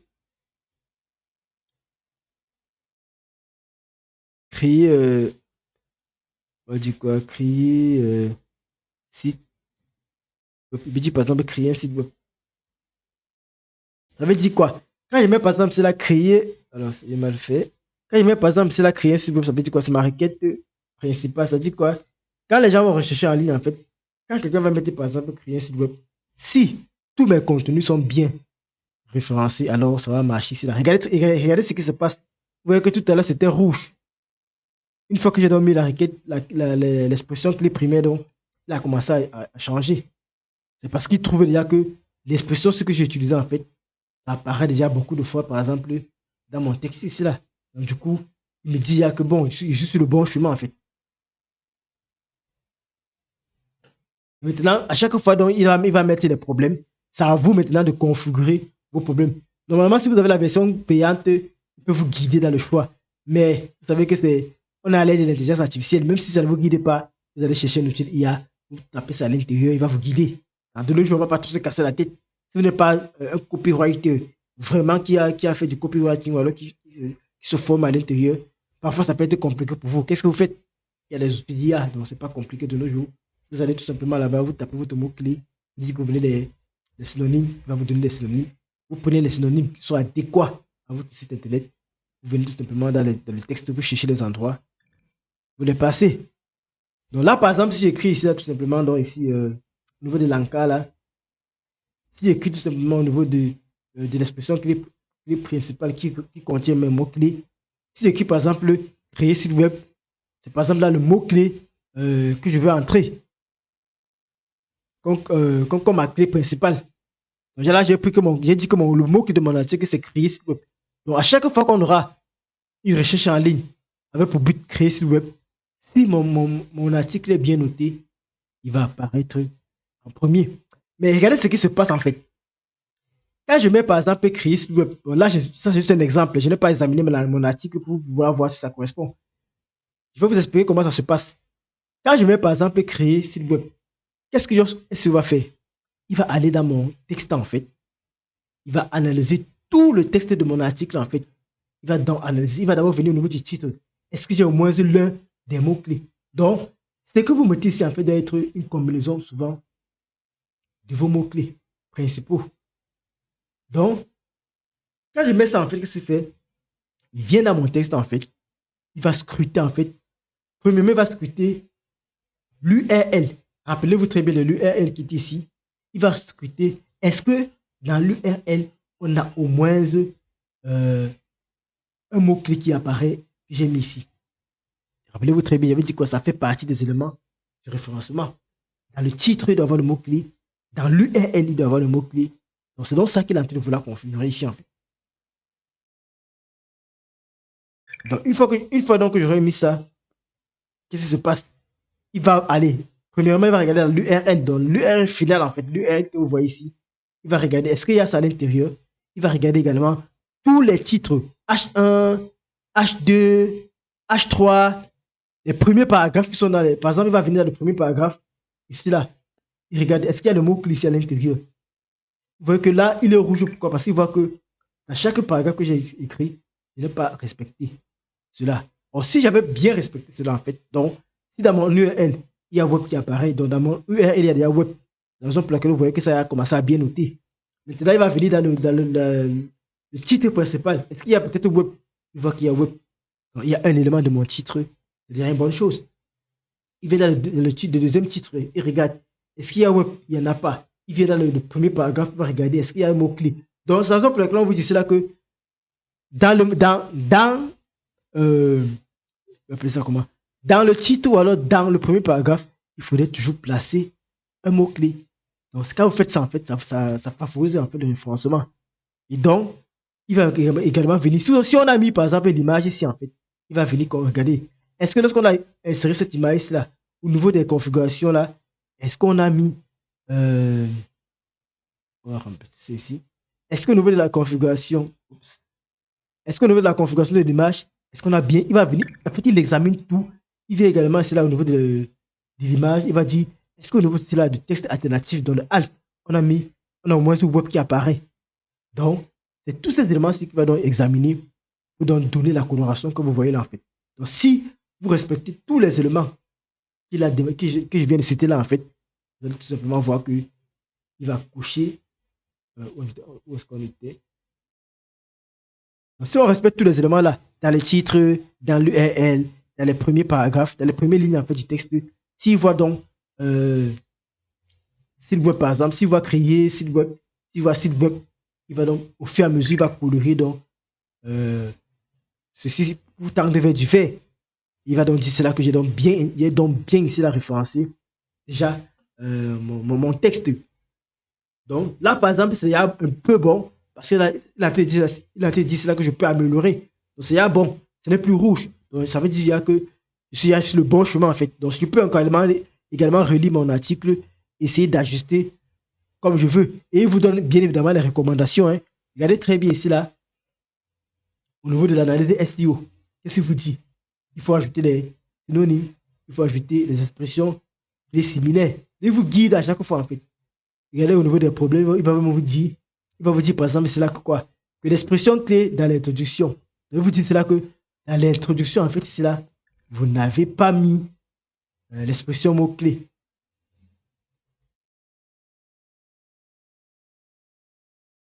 Il peut également mettre ça que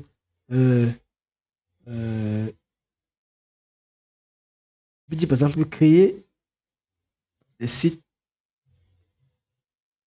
créer un site web est une nécessité.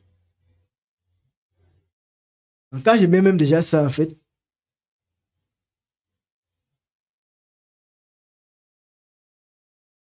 je vais copier exactement ça. Vous allez voir ici là que il a amélioré encore ça tend beaucoup plus vers le. Regardez ce qui se passe. Quand je retire, vous allez voir que c'est le premier élément en fait, parce que c'est la clé principale. Quand la clé principale n'est pas mise, votre contenu ne peut même pas être bien référencé. Parce qu'il va mettre ça ici là. Regardez bien dans le code que vous ai montré. Bon, je vais vous montrer le code juste pour que vous puissiez voir. Il va donc mettre au niveau de ce qu'on appelle ici là les keywords.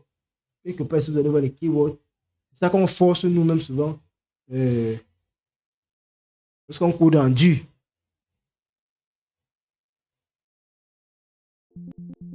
Bon, là, c'est pas très important que je vous montre ça ici. Mais c'est là qu'il va aller donc mettre cela. Ce que je suis en train de monter là. Donc, vous voyez qu'à chaque fois que j'ai donc modifié ça, il me dit déjà ce que je peux améliorer. Vous voyez que avec ce que j'ai fait là, il a supprimé un problème. Regardez. Il a supprimé. J'étais à 8 problèmes tout à l'heure. Il a déjà supprimé le premier problème. Maintenant, qu'est-ce que je fais? À chaque fois donc je vais lire les différents problèmes et corriger. Donc là, il peut même m'arrêter là parce que j'ai déjà respecté un tas de choses. Regardez. Ce que nous avons fait la dernière fois, nous avons respecté le lien externe. Regardez très bien, on me dit bon travail.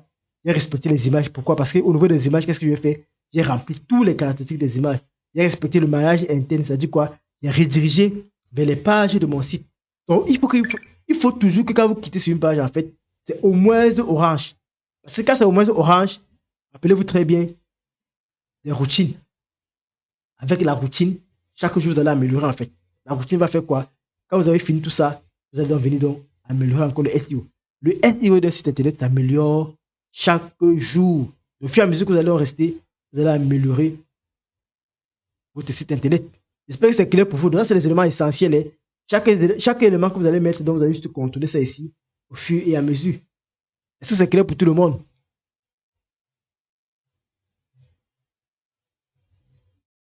Donc, C'est clair pour moi, prof. Donc, en plus de cela du titre, en plus du titre, vous allez pouvoir cela modifier le slug. Rappelez-vous très bien du slug. Regardez là, par exemple. La première chose que vous devez remarquer, c'est quoi? C'est qu'il va me dire ça que le titre, il a marqué ça en rouge. Il marque ça en rouge pour dire que le titre est très long. C'est très long pour un titre, en fait. Donc, le titre qui s'affiche, c'est très long. Donc, qu'est-ce qu'on va faire? Donc, on va tout simplement mettre faire appel à une agence de développement web. On va copier ça. On va tout simplement venir donc modifier. On savait que ça nous prend du temps par rapport à ce qu'on avait prévu. Je vais supprimer ça. Ah, c'est pas ça que je devais faire. Oh, là, il fait une erreur, il fait une erreur. Là, je vais plutôt supprimer ça, titre de la page. Regardez très bien. Ça sont des variables, en fait, qui existent déjà. Tout à l'heure, je vous ai montré dans Yoast SEO comment on peut faire des variables. Ce sont ces variables-là qu'on a définies là-bas qui viennent s'afficher ici, là, en fait. Je vais supprimer ça, par exemple, titre de la page. Le titre de la page est très long. Le titre que j'ai donné ici là pour le SEO, déjà, est très long. Donc, il faut que je raccourcisse ça pour que ça colorie cela peut-être en vert. Donc, je vais donc mettre moi-même. Vous voyez que là, il me montre que c'est déjà vert. Vous allez voir que mes problèmes vont également diminuer. Vous voyez, il a donné un titre qui est assez SEO. Mais il faut faire que ça remplisse là. Il faut que le vert puisse remplir. Donc, vous allez jouer avec les mots-clés de votre site internet. Maintenant, après, il y a la description. La méta-description, en fait, c'est la description que les moteurs de recherche vont aller chercher. Donc, faites l'effort de mettre une description, une mini-description. La mini-description peut être également l'extrait que vous avez mis ici. Ouais, l'extrait que j'avais mis là. Article. Ça peut être mon extrait ici, en fait. L'extrait, il peut prendre là. On se rassure toujours que dans l'extrait, on a les synonymes de mots-clés. Ou alors les mots-clés qui vont apparaître. Et on se rassure que c'est vert. Si c'est pas vert, c'est problématique. Ça doit être vert. Ça ne doit pas dépasser le vert. Vous voyez que je suis à 5 problèmes. Donc, votre objectif, en fait, quand vous créez un article, c'est que lorsque vous allez quitter ici, ça soit vert. Rassurez-vous que si vous avez un site internet, il y a 5 pages. Les 5 pages sont vertes. Mais vertes que vous avez bien respecté le SEO. votre site sera bien référencé. Donc, ce sera à vous donc de continuer pour la suite. Donc, dans votre site internet, vous allez donc respecter tous les autres éléments. Donc, il y a plusieurs autres choses qu'il faut respecter ici là. On dit que la longueur de la publication, on dit que le texte est trop court. Donc, il faudrait que j'ai au moins 300 mots pour que Google voit ça comme un bon article. On me dit que l'expression qui est dans le slug, on me dit que le slug n'apparaît dans le slug, on n'a pas l'expression. Donc, si j'ai mis cela créé, s'il veut, il faudrait que dans le slug également, on ait créé, s'il veut bien. En fait, quand vous allez lire, vous allez comprendre, en fait, toutes vous avez des questions, vous posez. On ne peut pas trop entrer en profondeur, sinon, je suis mais il y a trop entrer en profondeur, du coup, ça va nous pénaliser au moins sur la deuxième partie. Mais bon, c'est aussi important. L'objectif de la formation n'est pas juste de survoler. L'objectif, c'est que vous puissiez comprendre. Donc, ce que nous avons fait aujourd'hui, là, c'est tout un cours que je donne le plus souvent. Juste le SEO, on peut faire même un mois dessus. Ça ne finit pas. Est-ce qu'il y a des questions jusqu'ici?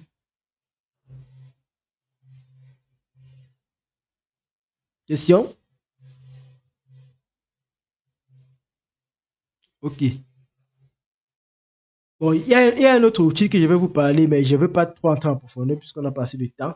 Mais pendant le TP, rappelez-moi si j'oublie, on va le faire. Bon, je vais noter même d'abord. Il ne faut oublier. Un instant, on note ça. Si je ne note pas, je vais oublier cela. Parce que si on veut faire tout ça maintenant, on va pas finir la partie. Donc, au niveau du TP, en fait, on va parler cela de Google Search Console. Rappelez-vous très bien que tout à l'heure, j'ai parlé de Google Search Console. Qui permettait de gérer cela, le référencement, en fait. Alors, c'est quoi Google Search Console, en fait? C'est tout simplement l'outil de Google. Vous avez vu, il y a Google à l'intérieur. On appelle ça le Google Search Console. Mais le plus souvent, il va venir avec ce qu'on appelle ici là. Bon, le plus souvent, il conseille directement d'installer Google. J'espère que vous prenez les notes. Analytics. Donc, quand vous voyez Analytics, ça veut dire quoi? Les statistiques. Il y a le Google Search Console qu'on va utiliser. Il y a Google Analytics qu'on va utiliser. Donc, tout ça sont des extensions qu'on va installer. On va installer des extensions qui vont permettre de gérer ça. Donc, retenez très bien toutes les extensions que je vous donne parce que c'est important. Donc, quand vous construisez sur Internet, il y aura beaucoup d'extensions. Vous aurez même souvent au moins 15 ou 10 même. Ça va dépendre de votre site Internet, mais il faut limiter le nombre et rappeler ça au départ. Il ne faut pas juste mettre les extensions pour mettre. On met juste les extensions importantes. Le reste, on essaie d'optimiser nous-mêmes à main. Je voulais vous parler en fait ça du Google Search Console pour continuer en fait. Puisque avec Yoast SEO, en fait, c'est là on va gérer de manière propre notre référencement. Vous voyez que on a amélioré par rapport à ce qu'on avait fait naturellement. Naturellement, j'avais à gérer plusieurs choses. Vous voyez que Yoast SEO est tout simplement venu confirmer ce que j'avais déjà fait. J'avais déjà créé un contenu qui est assez correct, avec les images bien optimisées, avec les liens internes, également avec les liens externes. Donc, c'est les premières choses que vous-même, déjà, vous devez le faire. Ce n'est même pas Yoast SEO qui va venir vous le dire cela. Et c'est la même chose que j'ai dit au niveau du lien. Le lien déjà de votre l'URL doit être déjà court. Donc, quand vous créez le titre ici, en fait, commencez d'abord par modifier après l'URL. Donc, quand vous créez ça, vous venez directement ici là, vous modifiez le slug. Vous pouvez modifier vous-même le slug ici là. Et quand vous allez modifier cela, ça facilite, ça fait le référencement. Maintenant, si vous n'avez pas modifié ici là, à travers donc Google Yoast SEO, vous allez donc pouvoir modifier cela. Et ça se passe tout simplement au niveau ici là du slug. Je vais supprimer ça. Et au fur et à mesure, donc, tout est correct. Donc, je voulais donc parler cela de Google Search Console en fait. De Google Search Console. Je ne sais pas si vous voyez bien. Donc, le Google Search Console nous permet tout simplement de faire quoi? De suivre les performances SEO de votre site dans les résultats de recherche sur Google. Donc, là, c'est pour Google uniquement parce que vous savez que Google, c'est l'un des moteurs de recherche les plus utilisés. Même ceux qui ont Apple, ceux qui ont Samsung, la majorité des personnes utilisent le moteur de recherche Google. Donc, Google, c'est l'un des moteurs de recherche les plus utilisés au monde. La raison pour laquelle on va tous s'attarder, en fait, c'est là sur Google Search Console. C'est lui qui va nous donner les statistiques sur notre SEO. Yoast SEO va vous permettre de faire quoi? D'optimiser le référencement naturel. Et donc, pour vérifier vraiment si notre site web, si les performances sont vraiment réelles, on va utiliser ce qu'on appelle Google Search Console. Donc, c'est une outil qui a été créée par Google. Même également avec Google Analytics. Google Analytics comprend presque celui-ci en fait. Donc, c'est les outils de Google en fait ici qui sont totalement gratuits. Rien n'est payant ici en fait. Vous savez que même si c'est payé, quand quelque chose est gratuit, ça veut dire que c'est vous qui êtes le produit. Donc, ils prennent vos données en fait pour aller revendre, pour faire la publicité et tout, mais ça reste gratuit. Ce sont les grandes sociétés. Forcément, quelque part, ils respectent quand même les conditions euh, d'utilisation. Donc, quand vous utilisez ça, ils vous disent déjà, vous allez lire les conditions d'utilisation et vous allez accepter. Donc, nous allons donc maintenant voir comment est-ce que va être utilisé ici la Google Search Console et Google Analytics pour donc voir, pour gérer cela, pour voir dans les statistiques en ce qui concerne en fait ici là, le référencement de site internet. Alors, un instant.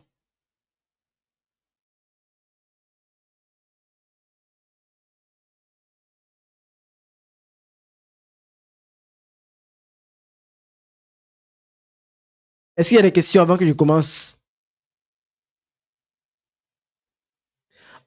Alors, comme je disais tantôt, en fait, Google Search Console que j'ai mis là, va tout simplement vous permettre en fait de voir comment est-ce que le site web que nous avons conçu en fait apparaît dans les résultats de recherche. C'est-à-dire quoi? Les pages visibles, quelles sont les pages, combien de fois il a apparu en fait dans le moteur de recherche, combien de fois on a cliqué sur notre site internet, quelles sont les impressions, c'est-à-dire quoi? Combien de fois notre site web a été ouvert jusqu'à s'imprimer sur l'écran de l'utilisateur. Vous voyez que à travers Google Search Console, on va analyser tout le parcours utilisateur sur notre site internet. Et l'un des avantages d'utiliser Google Search Console, c'est quoi? C'est que avec Google Search Console, en fait, vous allez pouvoir ici là identifier les mots-clés qui attirent les gens sur votre site internet. C'est-à-dire quoi? Quand vous allez aller sur Google Search Console, c'est le site de Google, vous allez juste entrer votre site internet là-bas et quand vous allez entrer votre site internet, il va vous montrer quels sont les différents mots-clés qui vont faire que les gens viennent sur votre site internet en fait. Et c'est avec ça donc que vous allez pouvoir donc identifier les vrais mots-clés qui attirent sur votre site et aller donc modifier peut-être votre juste SEO pour mettre ces mots-clés là. Et donc, l'un des avantages également d'utiliser Google Search Console, c'est qu'il va vous permettre de détecter les erreurs sur votre site. C'est un gros avantage. L'avantage avec ça, c'est que quand il y a les erreurs, en fait, ils vont vous envoyer les mails. Ils vont vous dire que si vous ne respectez pas ça, on va vous pénaliser. Là, vous allez courir donc, comme j'ai dit tout à l'heure, au niveau des choses que vous allez faire hebdomadairement. Donc, cela modifie cela. Donc, à travers lui également, vous allez donc gérer ça, l'indexation de votre site internet. Vous allez donc voir si votre site web est bien référencé ou alors bien indexé par les moteurs de recherche. Donc, on va savoir. Avec lui, on ne va pas entrer en profondeur aujourd'hui, mais je vous explique un peu comment ça fonctionne. Avec, par exemple, Google Search Console, on va savoir, on va suivre les performances pour savoir combien de clics sur Google on a eu.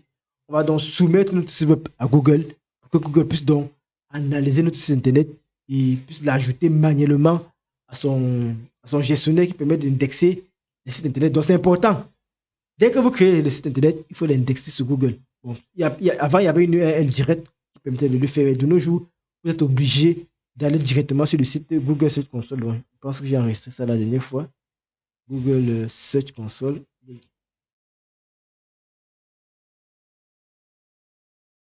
Je vais aller directement sur le site internet, je vais vous montrer là.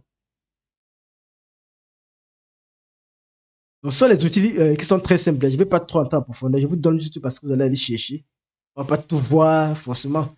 Donc là, c'est comment Google Search Console se présente en fait. Vous voyez que là, par exemple, c'est mon site qui est connecté. Mais vous maintenant, ça c'est en temps réel en fait. Il me montre ça en temps réel. Et maintenant, vous allez donc devoir soumettre vous-même votre site internet ici pour qu'il puisse être indexé, pour qu'il puisse être ici là.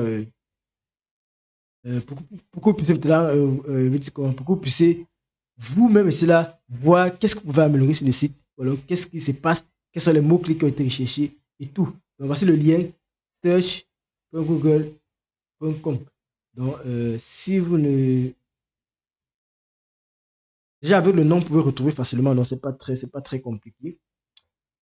C'est les éléments qui sont très importants. Mais nous, on va directement passer à Google Analytics quand on va faire le TP. Parce que c'est lui, quand vous allez ajouter votre site ici, en fait, il va directement essayer de gérer également le plus souvent Google Search Console. Maintenant, l'un des éléments en fait que vous devez également voir, c'est que c'est facile de connecter ceci à WordPress, donc ne croyez pas que c'est compliqué. Je peux même directement aller au niveau des extensions, chercher les extensions, j'ajoute aussi les extensions directement qui permettent de le faire. Les extensions que les gens ont créées. Parce que normalement, c'est sur leur site, vous partez sur leur site, vous mettez votre site internet, vous allez copier les clés. Donc, c'est un processus qui est un peu parfois compliqué pour si vous n'êtes pas développeur, mais Ils ont facilité la tâche en fait. Vous allez juste chercher l'extension, installer l'extension, et c'est tout. Vous allez juste aller sur le site. Vous allez d'un endroit on appelle les propriétés. Vous allez juste ajouter. Bien, vous utilisez tout simplement cela, l'extension pour le faire. Donc on va le voir, ce ne sera pas compliqué, on va le voir. Mais j'espère que je ne vais pas oublier. Parce que j'ai un outil, je ne vais pas oublier. Maintenant, l'un des éléments, en fait, qu'on voit le plus souvent, c'est ce qu'on appelle ici là, le sitemap. Tout à l'heure, j'ai parlé en fait de sitemap. Nous sommes toujours dans le SEO. Donc, vous voyez que j'ai duré ce SEO parce que le SEO, en fait, c'est l'un des éléments très importants. Surtout lorsqu'on ne veut pas payer pour faire la publicité. Parce que si vous voulez payer chaque jour, ça ne va pas aller. Il faudrait que votre site web soit crédible de par lui-même. Pour ce faire, donc, vous devez respecter le référencement naturel. Alors, si on regarde bien, je vais aller au niveau de. Je vais rentrer au niveau de Yoast SEO pour vous montrer un autre truc important. Alors, on va aller au niveau de.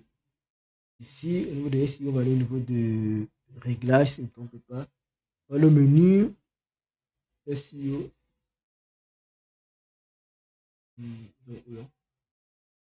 Yoast SEO. C'est quelque part ici en bas, oui. On va aller au niveau de réglage.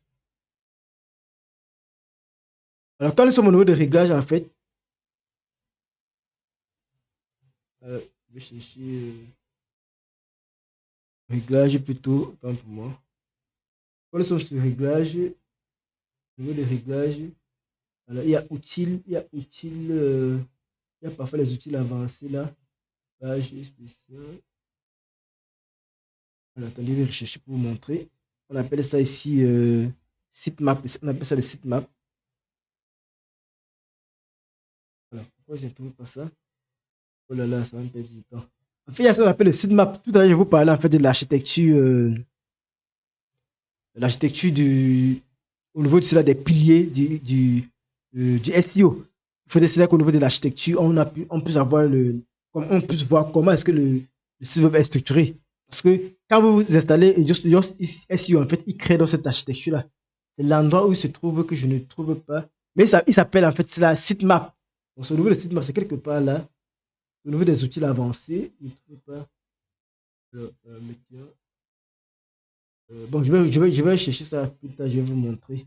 Je vais vous montrer cela, comment est-ce que il génère dans le sitemap. Parce que le sitemap est très important en fait. C'est ça que les moteurs de recherche utilisent. Parce que quand le moteur de recherche vient indexer votre site internet, c'est ça qu'il va regarder. À travers le sitemap, en fait, il vous montre toutes les pages, en fait, autant pour moi, de votre site internet. Donc, le sitemap, en fait, regroupe donc toutes les pages qui sont sur votre site internet. C'est donc ça que le moteur de recherche va donc indexer en premier. Bon, j'ai oublié, ils ont fait les mises en jour, là, j'ai oublié, ils ont mis ça. Bon, je vais trouver ça, je vais vous faire signe. Je voulais tout, pardon. Je voulais tout simplement vous montrer en fait comment est-ce que la structure du sitemap se présente et comment est-ce que le moteur de recherche fait pour donc connaître quelles sont les pages de votre site. Parce que vous savez très bien que le moteur de recherche ne va pas venir fouiller votre serveur. Il utilise dans le fichier sitemap là pour donc savoir quels sont les différents quelles sont les différentes pages qui sont sur votre site. Mais normalement, dès qu'on installe en fait WooCommerce, désolé, dès qu'on installe en fait Yoast SEO, il crée ce qu'on appelle le sitemap. C'est l'endroit qu'il est stocké là que je ne trouve pas. Mais je vais trouver ça plus tard. Mais par défaut, quand il est installé, si on vient sur notre site internet, on vient là, par exemple, on va faire un essai simple. On va venir ici là tout simplement. On va mettre /sitemap.index.xml. Alors, est-ce que vous parvenez à lire ça? Donc, ça, c'est ce qu'on appelle le sitemap. Je voulais vous montrer vraiment où on regarde ça. Ça veut dire quoi? Dès que vous installez en fait Yoast SEO, qu'est-ce qu'il fait? Il crée ce qu'on appelle le sitemap en fait. C'est lui qui a créé, c'est Yoast SEO qui a créé ça. C'est la raison pour laquelle vous voyez cela, generated by Yoast SEO. Il permet de faire quoi? Il permet donc de recenser toutes les pages de votre site internet et de pouvoir donc envoyer ça au moteur de recherche.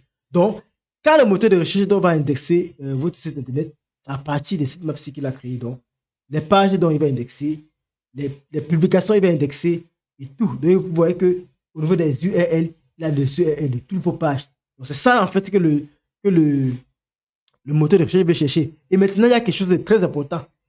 Quand une page de votre site internet est vide, vaut mieux le supprimer.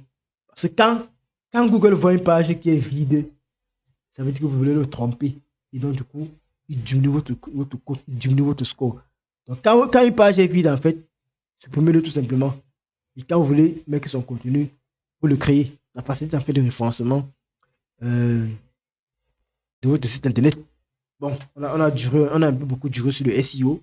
Il y a deux aspects que nous n'avons pas vus là, que nous allons voir plus tard. Donc, retenez très bien, il y a Google Search Console que nous allons voir encore et encore. Google Analytics. Même si on ne le voit pas ici, en fait, je vais faire des tutoriels pour vous expliquer comment ça fonctionne. Parce que c'est très important. Ça fait partie des extensions très, très importantes qu'on installe. À la fin du coup, je vais vous envoyer un PDF qui regroupe les principaux extensions en fait qu'on installe lorsqu'on est sur un site WordPress. Donc c'est essentiel. Sécurité, optimisation, analytique. Donc ça c'est obligatoire.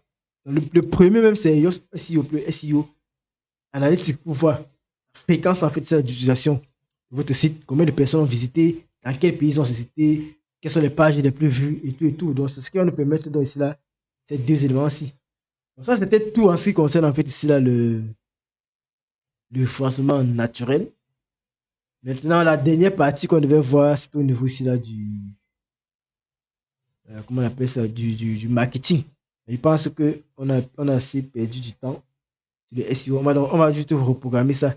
Est-ce que vous êtes libre demain? Là, on rattrape la journée, la suite demain pour terminer vendredi. Parce que si on ne finit pas ça demain, on va être bloqué au niveau du temps. Est-ce que vous êtes libre demain?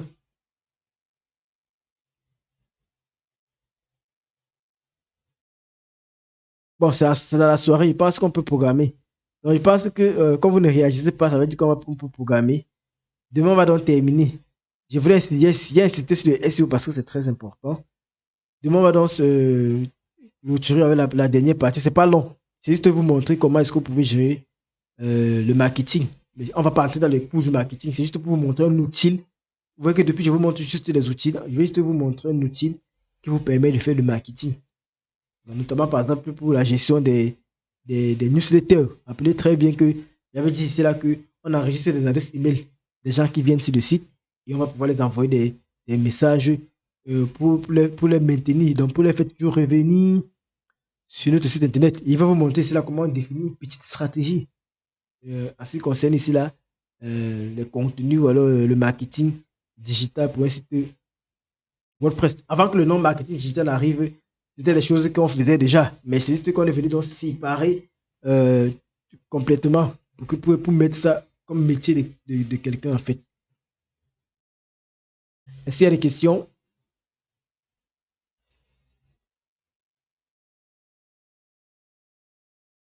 Questions?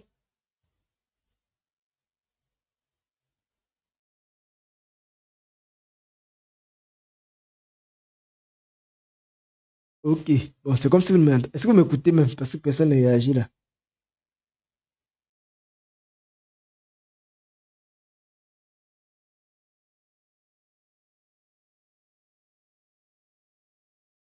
Allô?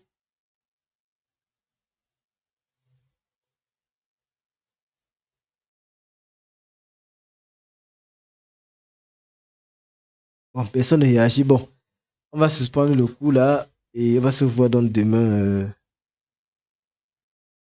même 18h30. Et on va donc terminer le cours théorique. Je voudrais que vendredi, on fait uniquement le TP. Donc, vendredi, c'est uniquement le TP. On va faire 3 heures plein. Donc, il faudrait vous préparer cela vendredi. Nous allons faire uniquement le TP. Si on ne parvient pas à finir à 23, à 21h, on va essayer de finir parce que ce sera le dernier jour. On va faire maximum 30 minutes sur le cahier des charges. On va faire autre 1 heure pour l'installation et la configuration de WordPress, installation des plugins et tout. Donc là, je vais vous montrer exactement ce qu'on fait lorsqu'on veut créer un site internet WordPress. Donc tout ce que vous avez dit là, par exemple, les, les intentions obligatoires, je vais vous montrer ça donc de manière normale, pratique. On passe sur un template où on veut créer un site web de vente en ligne. On va voir tous les icônes. Vente en ligne regroupe presque tous les types de sites web. En même temps, c'est vitrine, en même temps. Pardon. En même temps, c'est une vitrine, en même temps, c'est un site web de vente en ligne. Donc, ça regroupe plusieurs éléments et on va donc voir comment on va créer un site web qui va respecter tous ces aspects-là. Donc, on va se retrouver dans demain, comme il n'y a pas de questions, et on va clôturer avec la partie théorique de notre cours.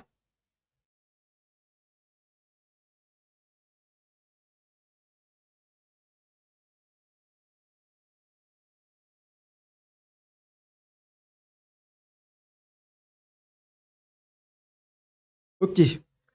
Bon, le cours du déjà pris plus de temps, mais bon. Demain, 18h30, soyez à l'heure pour qu'on puisse vite finir. Et vendredi, on va consacrer notre journée uniquement au TP. J'espère qu'on n'avait pas oublié les devoirs, hein, parce que après ça, je n'aurai pas le temps. Donc, vous avez une semaine nette. Après une semaine, je ne serai pas libre pour pouvoir suivre les TP et les corrections. Donc, faites l'effort de terminer une semaine. Donc, vous avez jusqu'à vendredi de la semaine prochaine pour finir vos devoirs. Donc, au plus tard, vendredi, on doit faire la présentation. Je peux accepter encore samedi matin. Ouais.